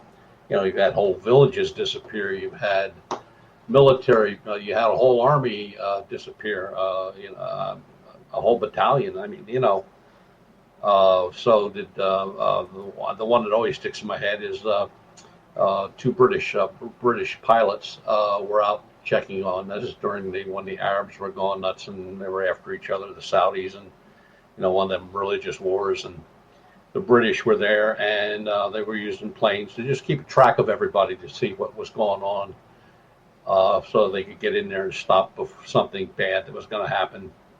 And they were never heard from, so they sent out a search crew, of course, and they found the plane, and there was nothing wrong with the plane. The plane started right up, had plenty of fuel, it was landed, it didn't crash, and you can the pictures they showed, you can see where the pilot got out one side and the colonel that was with him got out the other side, and they walked side by side. The footprints are walking side by side, and 50, 100 yards away from the plane, they just disappeared. I still think there's a lot of portal mystery in there. Yes, we can blame aliens. Yes, we can blame UFOs. But I really am believing that a lot of these people just seem to vanish into these portals. I mean, especially in downtown areas, where you get a bunch of buddies there walking out of a bar on a Friday or Saturday night. The one guy says, "Hey, just wait, I'm going to duck into the alley to take a piss or something like that." And the next thing you know, he's gone. And he's only 20, 30 feet away from his buddies. There's no noise. There's no sound of a struggle. There's areas where the buddies could see where their friend had went, and it is completely gone. I mean, I just don't get it. And to me, I think that a lot of these people, even in the forest, are walking into portals. And I bring up this David Paulides book from the Missing 411 Canada book he did a couple of years ago, where there was a young girl in Ontario, I believe, where she was riding horses with her sister and her best friend, and the other sister and the best friend decided to take one way. This young girl decides to take the shortcut, and her and the horse disappear, never to be seen again. It's one thing to take a child, but to all of a sudden have an 1,100-pound animal disappear, never to be seen again, to me, that says portal. Well, that and there was a case that I've mentioned on the show here a number of times, where a group of young folks were at a bar, and the bar closed up, and the one guy that was with them went to get the car. They watched him walk across the parking lot, and he wasn't but 100 feet away from the car. And he didn't come back, and they thought, well, maybe he had a little too much to drink. He fell over, maybe he tripped and hit his head or something like that. And they walked over there. Keys were on the ground. He's never been found again. No sign of a struggle, nothing. He's just gone. Just weird. That's weird. Behoff is asking, Butch, what would be the latest time in the day I could offer Bigfoot an omelet? Well, Behoff, you're going to have to get up on the game, because Moneymaker and the BFRO guys, I mean, they're out there throwing out spare ribs, pork chops, cupcakes, Twinkies, scrambled eggs. I mean, you're going to have to go a ways to catch up to those guys. But they're usually first thing in the morning. Yeah, Bigfoot doesn't eat breakfast for dinner, just so you know. Mennonite Abe is asking, are Bigfoot as intelligent as humans, in your opinion? Oh, I think they're much smarter. We haven't been able to catch one in over 50-some years. We haven't even gotten a good picture of one in over 50-some years. So if they've been around as long as everybody says they have been, going back to the indigenous, of course, they've developed a way that they can hide, and we're not going to find them. There's just no way. I mean, people joke and say, they're the world's champion hide and seek. But, if you live somewhere where, how can I put this? If you live somewhere in the woods that, you were the only person living there for a number of years, you had no neighbors, there was no roads or anything like that, but you're pretty self-sufficient, living off the grid, and somebody came looking for you, and if you didn't want to get found, they're not going to find you. You know every trail, every bush, every tree, and they're the same. I mean, they didn't get not captured from being dumb. I mean, it's an intelligent creature. I mean, no ifs, ands, or buts about it. But when you investigate Bigfoot, you gotta take all the nonsense out of the report to get anything out of it. And believe me, there's a lot of nonsense. But I always looked at it this way from the very beginning, before I even got involved in looking at Bigfoot. If somebody, and the money's there's a $1 million reward for anybody that can produce a Bigfoot. You don't think they would have found him by now? $1 million cash? It's in a bank in Washington State. It's been there collecting interest for 20 years now? Nobody's come up with anything. I mean, there's a lot of guys that said they did. They had the stuffed bodies and, the suits and all that stuff, but nobody's come up with one. All right. Are they smart enough to bury their scat? Are they smart enough to bury their dead?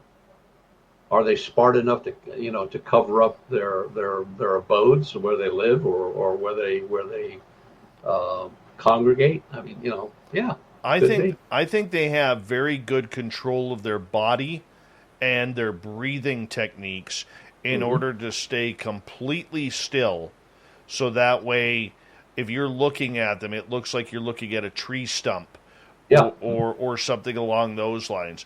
Almost like a trained military sniper. That you hear all these stories from World War II right up to Vietnam, where these snipers are in such heavy camouflage that the soldiers are walking right around them, sometimes within inches, and don't even see them. Yep. I think that's what's happening with Bigfoot. I agree. I think they're masters of what they're doing. How important is it to control the breathing? Oh, that's, even with a sniper, that's a big deal. I mean, if there's somebody close to a sniper, like you said, within inches or feet, I mean, they just hold their breath. I mean, that's it, and they get trained for that. There was a story a little while back of a Navy SEAL sniper that just exited a Zoom boat and was going to take up his position along a river. And some of the enemy were walking down to fill canteens and get a drink, take a leak, and whatever. And he basically went underwater and held his breath till they left. And he to this day, he said, I don't know how long they were there. He said it seemed like forever, but when he came up, they were gone. There you go. Very strange. Mm-hmm. Very, very strange. All right, let's get to a question from Ange in Australia. Do you think ley lines and portals go hand in hand? Absolutely. The 32nd parallel. Oh, God, I can't think of his name. There's a researcher from Colorado, and he did took him a long time, but what he did was he mapped out all the UFO reports on the 37th parallel from one, and amazingly, the 37th parallel goes right over Area 51, goes right over Roswell, So, and he logged all these reports, and in Spain and Brazil, one of the things that they use a lot when they do investigations into UFOs, they use a lot of ley lines to get directions and see which way they're going, and they really document direction mostly, but they use ley lines for that. Ley lines are important. Definitely important. Why do you think so much of that action happens on the ley lines of missing people and UFO encounters, things like that? Well, they always named 37 parallel was always named the alien highway, so that's just where all the action was, and the fact that it crossed over Roswell and it crossed over Area 51 just put everything in everybody's minds, and everything it passed over had something to do with the military and UFOs. Amazing. Mm-hmm. Amazing. Butch Witkowski and Strange Days continuing here on Spaced Out Radio. We have some audience questions that we are taking right now, and let's go over to, oh my goodness, my chat room jumped again. Here we go.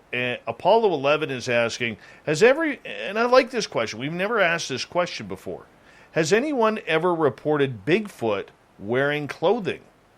No, not that I know of. Mm-mm. Do you think then that Bigfoot is actually taking the time of folding up the clothing? Because so many times in these missing people's reports, we have folded clothing, we have shoes sitting on top of the folded clothing, the clothing is clean. What's your thoughts on that? That's a real mystery to me. I mean, I don't know if it was like somebody. Well, there's a lot of cases when the clothing's found, the body's not found right there. So did somebody, coming down the trail see this stuff and fold it all up? I don't know about keeping it clean or anything like that, but that's just a total mystery to me. Why putting shoes side by side, folding up pants, shirts, ties? It's crazy. It just don't make any sense. And there's so much in that 411 progression of reports that are just bizarre. I mean, they're just strange.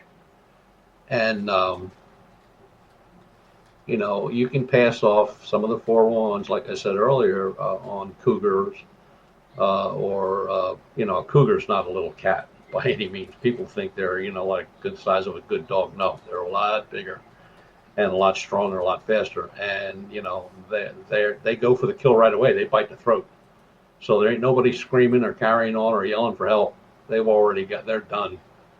And the bear attacks, and just think about the last 2 years, we've had this spate of bear attacks up in Alaska. That's crazy. I mean, they went for years without a bear attack. And now, the last one was a girl was pulled out of the tent and killed. Well, did you hear the one from last week? No.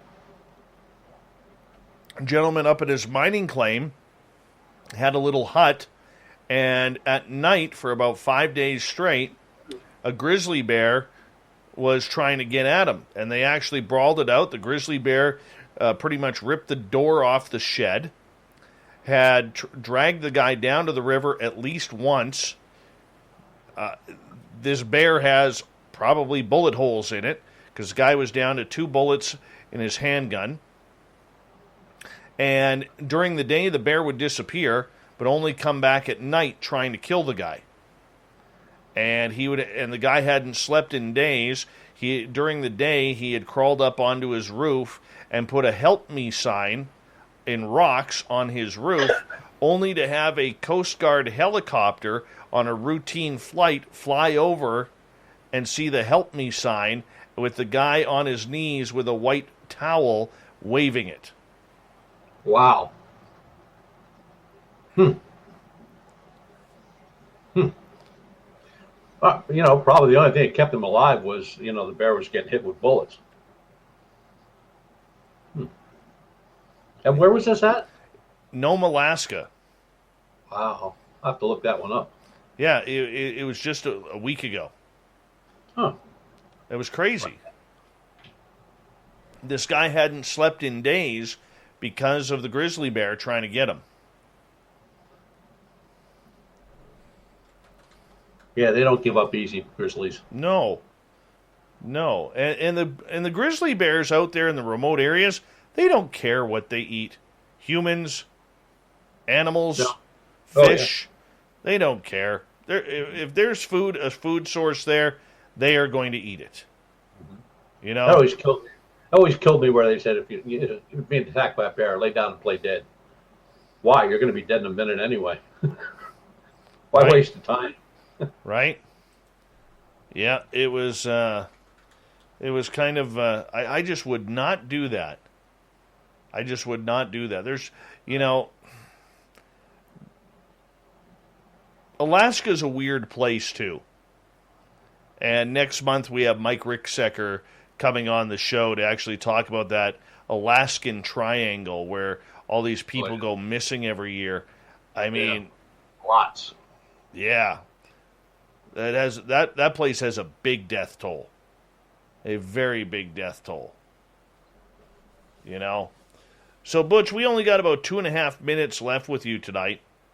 For our audience who's going out in the forest, maybe for the first time, maybe they are there just to hang out and have a good time and go for a hike or whatever, what's the best way they could prepare for seeing a cryptid? Oh, I don't think they could prepare for that because every cryptid report, it's a walkout where people have been eating at the campground or walking down a trail and something walks out in front of them, or they're hiking and something's watching them and they see it. Game wardens, state patrols, they've all run into that problem. I don't really think it's not one of those things where, you can go out and expect to see something. I mean, there's hundreds and hundreds of thousands of people in the woods over the summertime, especially in hunting season, and they don't see anything. But then there's those weird cases where, somebody lives in a certain area for all their life, and they never see anything. And then one night they'll go out, sit on the back porch, and there's something standing in the woods looking at them. And when they describe it, it's not something you really want to run into. I don't think, I wouldn't feel right telling somebody that this is the way you would go find them because, there's just no way. I mean, we spend a lot of time and a lot of money and a lot of effort and a lot of equipment to, try to trap them as far as, getting a picture or a good cast or infrared or thermal imaging. And now we've also put DNA stuff, environmental DNA kits in the trucks. So, I mean, you can only try what you can try. I mean, if you're lucky enough to be on one side of a creek or a lake and see one on the other side and you can get pictures and all that stuff, it'd be great. But that don't happen too often. Very true. Mr. Butch, we got to say goodnight to you once again. We appreciate you coming on in to Spaced Out Radio from UFOcop.com for Strange Days. We will talk to you at the end of August. You have a good month. Yes, sir. And good night to the group, because they're something else. They are. A bunch of weirdos, they are. Especially Fap and Vinny. But that's another story. Coming up next, we have the SOR Newswire, the thought of the day. But first, Stetson John is going to join us for the Unbiased UFO Report. Stay tuned. We continue right after this.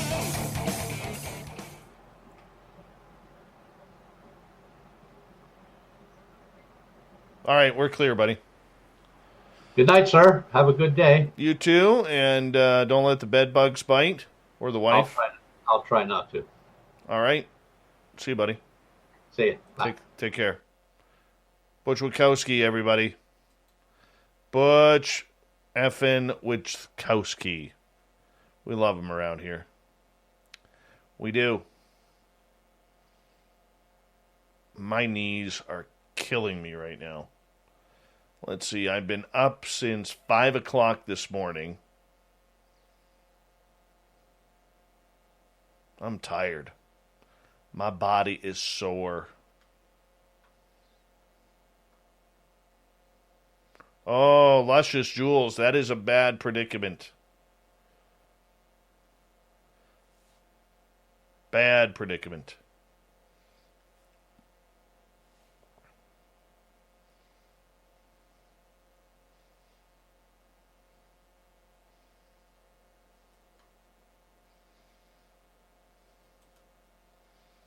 All right, Stetson John, you're up, buddy.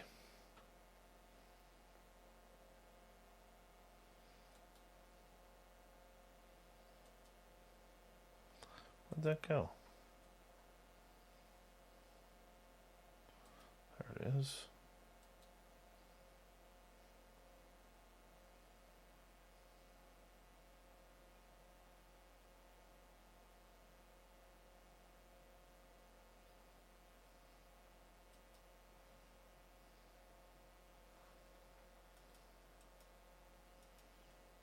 All right.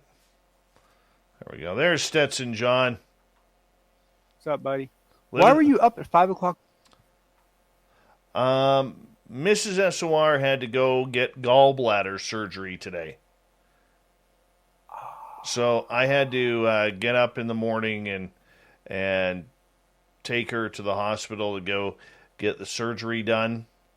And I'm convinced that they do that early so the anesthesiologist can make his tea time. Could be. Could be. There's no other reason to start surgery at 6 o'clock in the morning. It's horrible.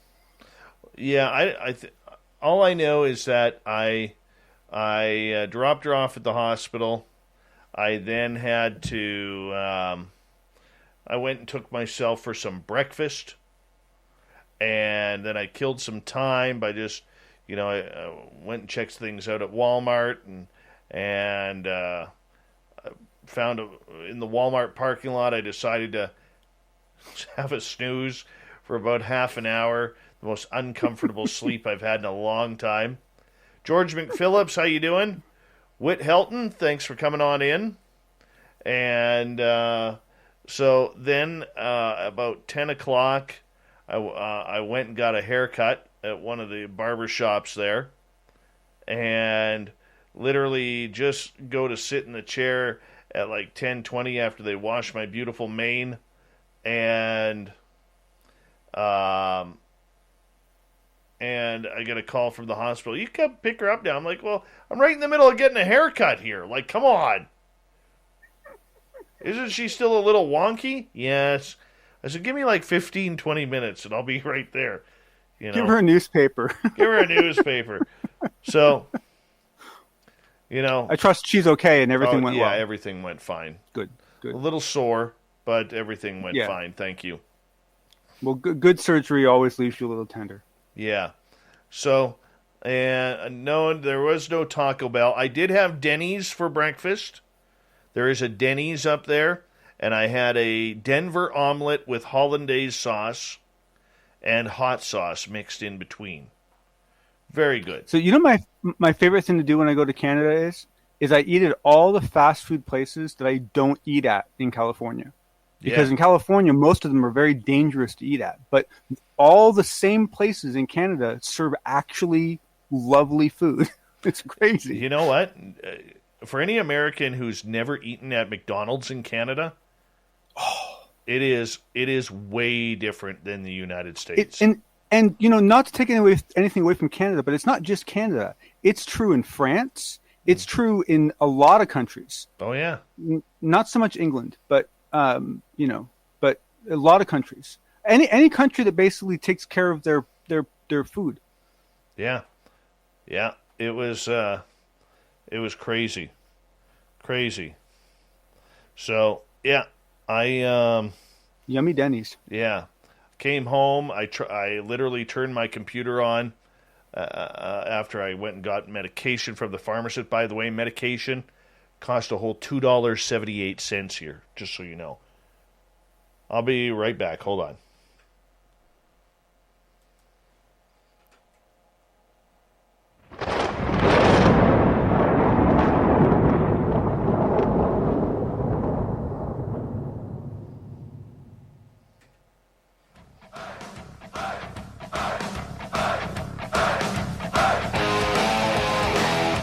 We rounded third. We're heading for home tonight on Spaced Out Radio. My name is Dave Scott. Thank you so much for taking the time to join us. Really do appreciate earning your listening ears. Want to remind you that if you've missed most of this show or others, check out our free archives by going to youtube.com/Spaced Out Radio. Do me the favor, hit that subscribe button. Our website is spacedoutradio.com, where we have a plethora of features for you, including rocking out to Bumblefoot and reading up on Captain Shirk's SOR Newswire. Follow us on Twitter at Spaced Out Radio and on Instagram, Spaced Out Radio Show. It is time to bring in John Hudson for the Unbiased UFO Report.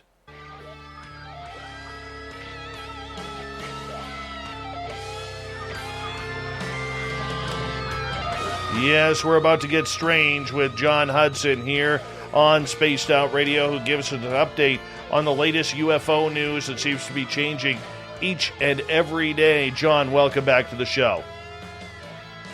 Thank you, Dave. I'm happy to be here. How are you doing tonight? I'm doing great, man. I'm doing absolutely great. A little sore, but I'm doing fine. I'm doing fine, and it's been a long day, but you know what? Hey, it's been a great day as well when you have Butch Witkowski and yourself on the show. So let's nice way to end it. Let's get right to it, my friend.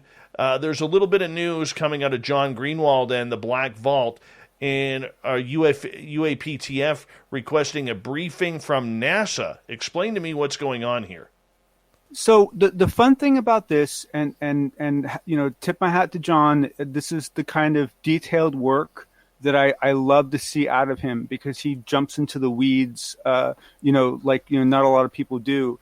And basically what he found out was that even though NASA was not on the list of contributors on page 3 or page 2, I believe, of the report, that there was actually an email trail showing that only a month after the creation of the UAP task force, they requested a secured briefing, so in a secured environment, opportunity to talk to NASA. And there were several emails that went back and forth. You can read about them on John's site. And a couple of interesting tidbits came out of that. And one of them was that the person that was the acting associate administrator for the Office of International and Interagency Relations, if that's not a mouthful, was a guy named Mike Gold. And Mike Gold used to work for Mr. Bigelow.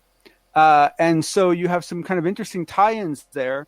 And but essentially, along with a previous discovery John made the week before, that essentially if you look at the report that the ONI National Intelligence Manager for Aviation, I think you get paid based on number of characters in your title, was a man named Major General Daniel Simpson, and he was of the U.S. Air Force.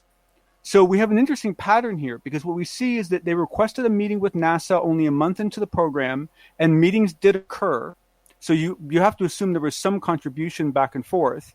And then we find out that one of the people who helped prepare the actual UAPTF report was a U.S. Air Force Major General. So now neither the Air Force or NASA were listed as contributors in the document, but obviously they both actually contributed to at least a minor, if not a major degree. So it shed some light on, the soup that was behind the meal, That amazes me that the U.S. Air Force had a general help write up that report, because the U.S. Air Force has been public in saying that they want nothing to do with the UFOs. That literally, they said, that's on the Navy. Don't come asking us for it. This is all on the Navy. And NASA, I can understand, because they finally came out basically saying, we're going after the aliens. We're going after them. Yep. So that one I can understand. NASA's been very. It's actually been kind of fun watching NASA's statements recently. They actually seem to be kind of enjoying themselves a little bit and getting involved. And I agree, but I will say that there was a note in the UAPTF report that the Air Force had began to engage. It had just only happened very recently. Like, it had only happened in the previous couple months. And the thing that you have to remember is that this Major General, while he was in his U.S. Air Force, he was his post was in the ODNI as the National Intelligence Manager for Aviation. So in that role, he takes on the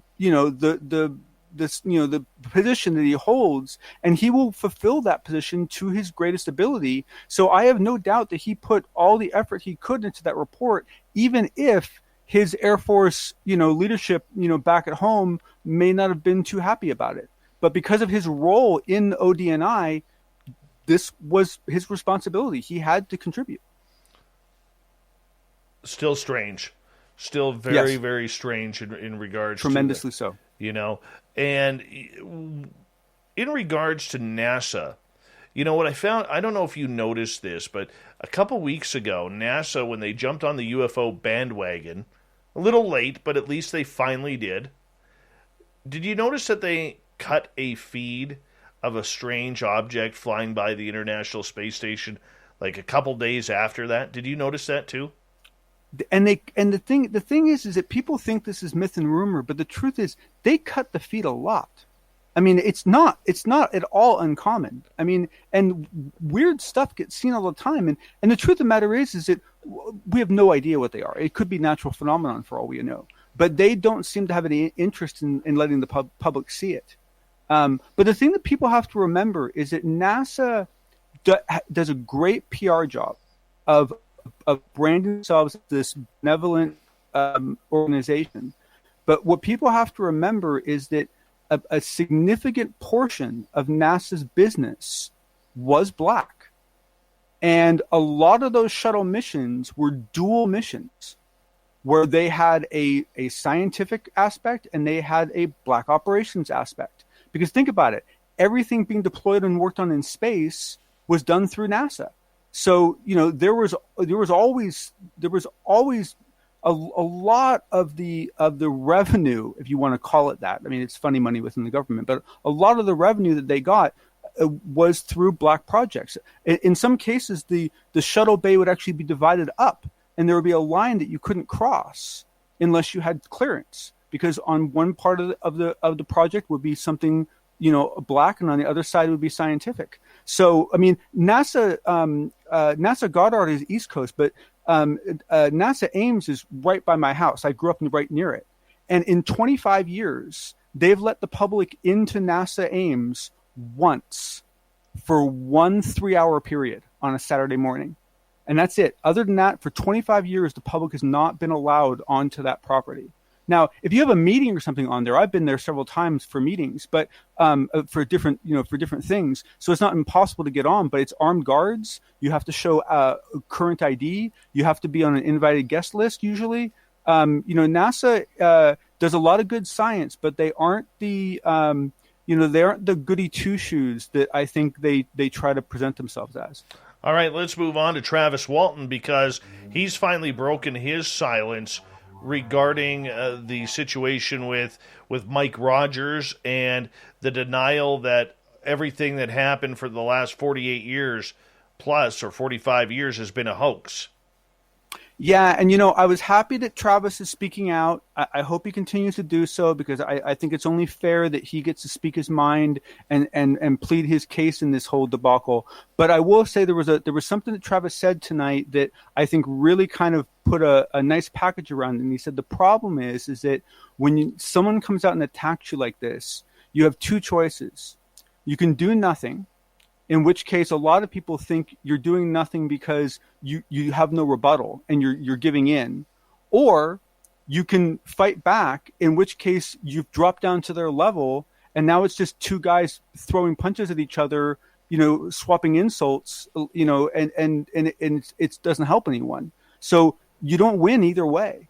And so, while I think I think it's good that he's doing this, I think he's right in that, I don't really know. I saw some people commenting, and it seemed like the people that supported Travis liked what they heard, and it seemed like the people that weren't supporting Travis didn't like what they heard. So I'm not really sure it moved the needle either way. The sad part about this is his story hasn't changed in 45 years. From being hit with that UFO beam of light. We all seen the movie Fire in the Sky, so we don't have to go over into detail on the story. But, we all know the story. We all know that his story hasn't changed. Travis is not a rich man off of this story, by any means, all right? And no, it's cost him a lot. It has cost him a lot. Just like anybody who's had an encounter like that, it costs a lot, whether it's family, friends, or financially. Absolutely. And for him to come out for 45 years and people, who are thinking with a 21st century mind that this guy is a lunatic, this guy's lying. I had a guy earlier, was it today or yesterday, attacking me in my own Facebook group. For Spaced Out Radio, because I said this show is entertainment. So here he is talking about the fact that I just admitted that it was entertainment, that all of our guests and all of the stories people hear are a bunch of garbage, and they're a bunch of lies, and it's a hoax show. No, he didn't want to hear the fact that we are here for the entertainment of our listeners who like this subject matter. And we bring on the people who are here to tell some amazing encounters, amazing research, and amazing stories. But all he heard was, "This is entertainment," and this is they hear that it's suddenly they think it's gone from nonfiction to fiction. Absolutely. And people don't understand that the way content is delivered and the nature of the content are two totally separate things. Absolutely. You deliver point of view factual material in a method that is usually very relaxing and enjoyable to hear, and that's what makes it entertainment. But it doesn't reflect the source of the content. It's absolutely. But people are touchy. People. Oh yeah, people are so emotional about this, and they are very clickbaitish. Where if they hear one word, oh, you use the word entertainment, well, you must be lying about all the programming that you were doing. Yep. No, that's not the case. But they got their aha, gotcha moment. Yep. And that's what Mike Rogers got when he stirred this up for no reason. Mike Rogers was the guy driving the truck and Travis Walton's boss, who's wanted the spotlight for a long, long time. He doesn't like the fact that everybody goes to Travis because Mike doesn't get offers to different conferences to speak. He doesn't get offers to headline documentaries on ET Contact. He doesn't get that. And he wants that fame, in my opinion, and will do and say anything that if he can't have it, nobody else is allowed to have it. To me, that's the way it looks. I agree. But I will add one more quick point before we move on, and that is that one of the things that Travis did talk about recently was that Ryan Gordon, the other individual, seemed to be specifically making up data to give to Rogers to rile him up. It was as if Ryan Gordon was trying to put a wedge between them and was playing on Rogers' insecurities. So there may have been some I want to stress may have been some very intentional puppet string type activity going on here. Absolutely. All right. Keep us informed on that if you don't mind, because I'm sure there's going to be reaction in a couple of days. Finally tonight, Avi Loeb, who was on with Lynn Wallington on Sunday talking about the Galileo Project and breaking it all down, where he is gathering a bunch of scientists who are going to put their name on the record for the specific purpose of looking for intelligent life out in the stars. Well, he had a big breakthrough with this group in a press conference on YouTube. Tell us about it. Yes, and it was a beautiful press conference. I'll put it on Twitter after this so everyone can go. It's an hour, but I highly recommend you check it out, because he goes through this beautiful list of people who are part of the program, and he goes into their backgrounds and explains why each of them are involved. And he explains that some of them come at it as skeptics. Some of them come at it as non-skeptics, and he does a really good job. But what he's essentially saying, and he had a nice tagline that he was kind of throwing around, that was, this organization will use a 3-pronged approach to replace unreliable, and I know this is going to offend some people, but understand this is a scientist's point of view, the approach to replace unreliable eyewitness reports with reproducible scientific observations. And so in many ways, what he's trying to do at a grander scale is what Bob's thing, SkyHub, is trying to do, where they're basically trying to create a method where data can be shared in digestible ways, understandable to a wider population.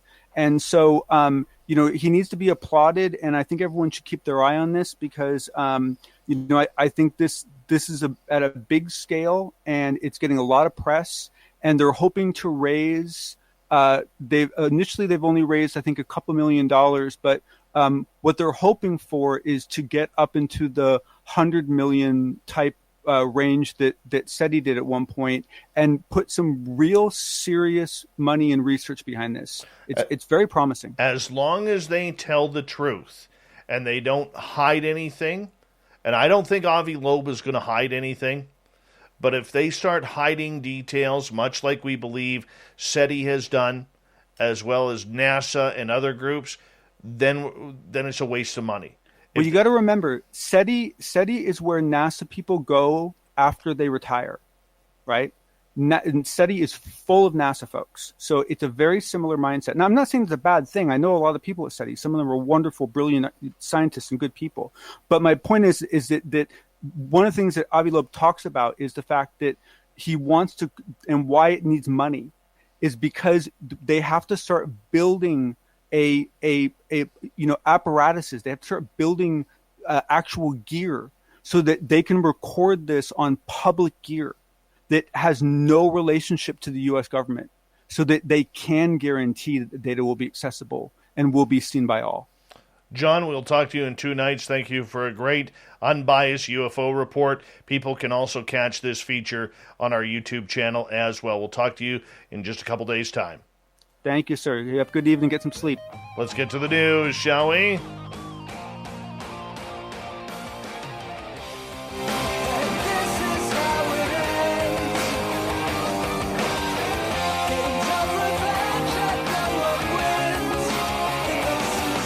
The news is always changing, which is why we bring you the SOR News Wire at the back end of every show, where we get to the weird, the strange, the wacky, and sometimes the dangerous. Here's a weird one. A Florida man startled beachgoers when he washed ashore inside a hybrid bubble running wheel device. The man, identified as Reza Baluchi, washed ashore in Flagler County on the east coast of Florida Saturday. He was inside a large barrel-type device which appeared to have flotation buoys attached to the end. The Flagler County Sheriff's Office posted photos of this strange vessel on Facebook. The occupant advised he left the St. Augustine area yesterday to head to New York, but came across some complications that brought him back to shore. The U.S. Coast Guard was contacted and arrived on scene to take over the case and ensure the vessel and occupant are USCG compliant for their safety moving forward. Bellucci's aim was to run to the northern U.S. or Bermuda. Bellucci instead ended up 30 miles south of his St. Augustine starting point.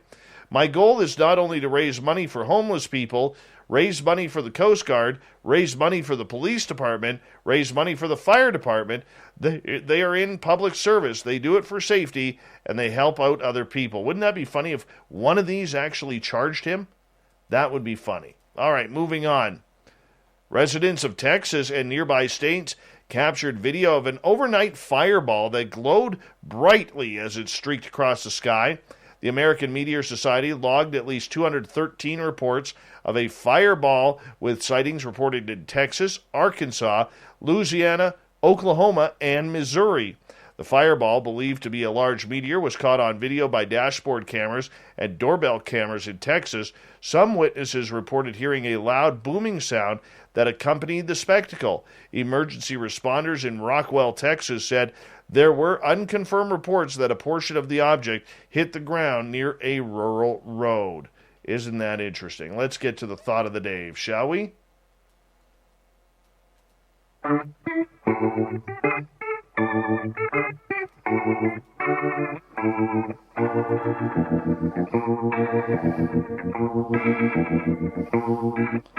Thought of the Day happens every night at this time, where we ask a question on our Facebook and Twitter pages, then read your responses on the air because we love the audience participation around here. Today's Thought of the Day is as follows. What's the chances monsters live in a different realm or timeline that we can peer into? John believes it's pretty possible. Davey, without a shadow of a doubt, these other realms are just as real. Tim, very high. There are too many things that can't be explained that humans have witnessed for decades. All of those encounters by reputable individuals cannot be wrong or discounted. Bobby, the size of the transdimensional portal is directly proportional to the amount of grumpy quantum particles Butch Witkowski can produce on Spaced Out Radio. I think there's something to that. Catherine, it is the way. Jim, the chances appear to be 50-50. Joshua, the chances are very high. I would say that monsters are extra-dimensional. Gail, I'm not so sure any of us could peer into another realm or timeline. However, I am fairly certain monsters dwell in them and are able to pass through and experience life in our realm and timeline as well. Michael, monsters? There is a real-world possibility that dinosaurs still exist on other planets that weren't smacked by the big rock. And finally, Daryl, most definitely some live in a different dimension and visit ours. Thank you to everybody in the Thought of the Day. Thank you to Captain Shirk for the news, John Hudson for the unbiased UFO report, and Butch Witkowski for coming on for Strange Days. We got Mr. Ron Bumblefoot Thal rocking in the background with Little Brother is Watching. Bumblefoot is the official music of Spaced Out Radio, rocking us in and out of every single show. Get your horns up for the guitar god himself. Special thanks to everybody listening in at home, at work, in your cars, wherever you may be. Thank you to everyone in our chat rooms tonight. YouTube, Twitch, LGAB, Revolution Radio, Spreaker, Facebook, the Space Travelers Club, and on Twitter at hashtag Spaced Out Radio.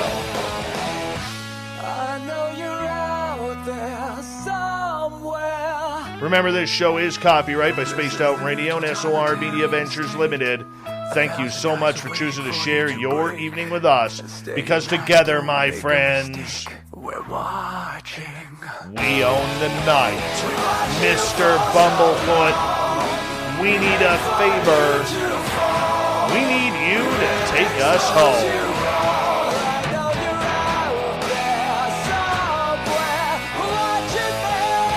Yes, the Woo train has docked for the night. But soon, my friends, we shall ride again. Your seats are always available. Your tickets never expire. And if you want to bring a friend, we got room for them too. Good night.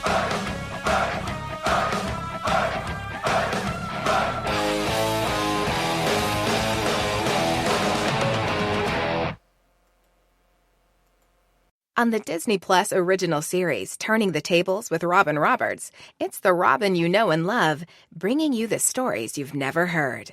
Join Robin for intimate conversations with some of the biggest icons of our time, where women from all generations create a dialogue about life, struggle, and triumph.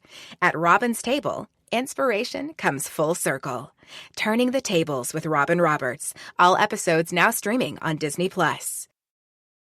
Hello, beautiful. I'm Amy Errett, founder of Madison Reed, a hair color company I named after my daughter. Experience gorgeous, lasting, high-quality hair color made with ingredients you could feel good about, with consistent results every time. It's easy to find your perfect shade. Book a complimentary video hair color consultation with a licensed colorist on madison-reed.com and get 10% off plus free shipping on your first color kit. Use code RADIO10. That's code RADIO10.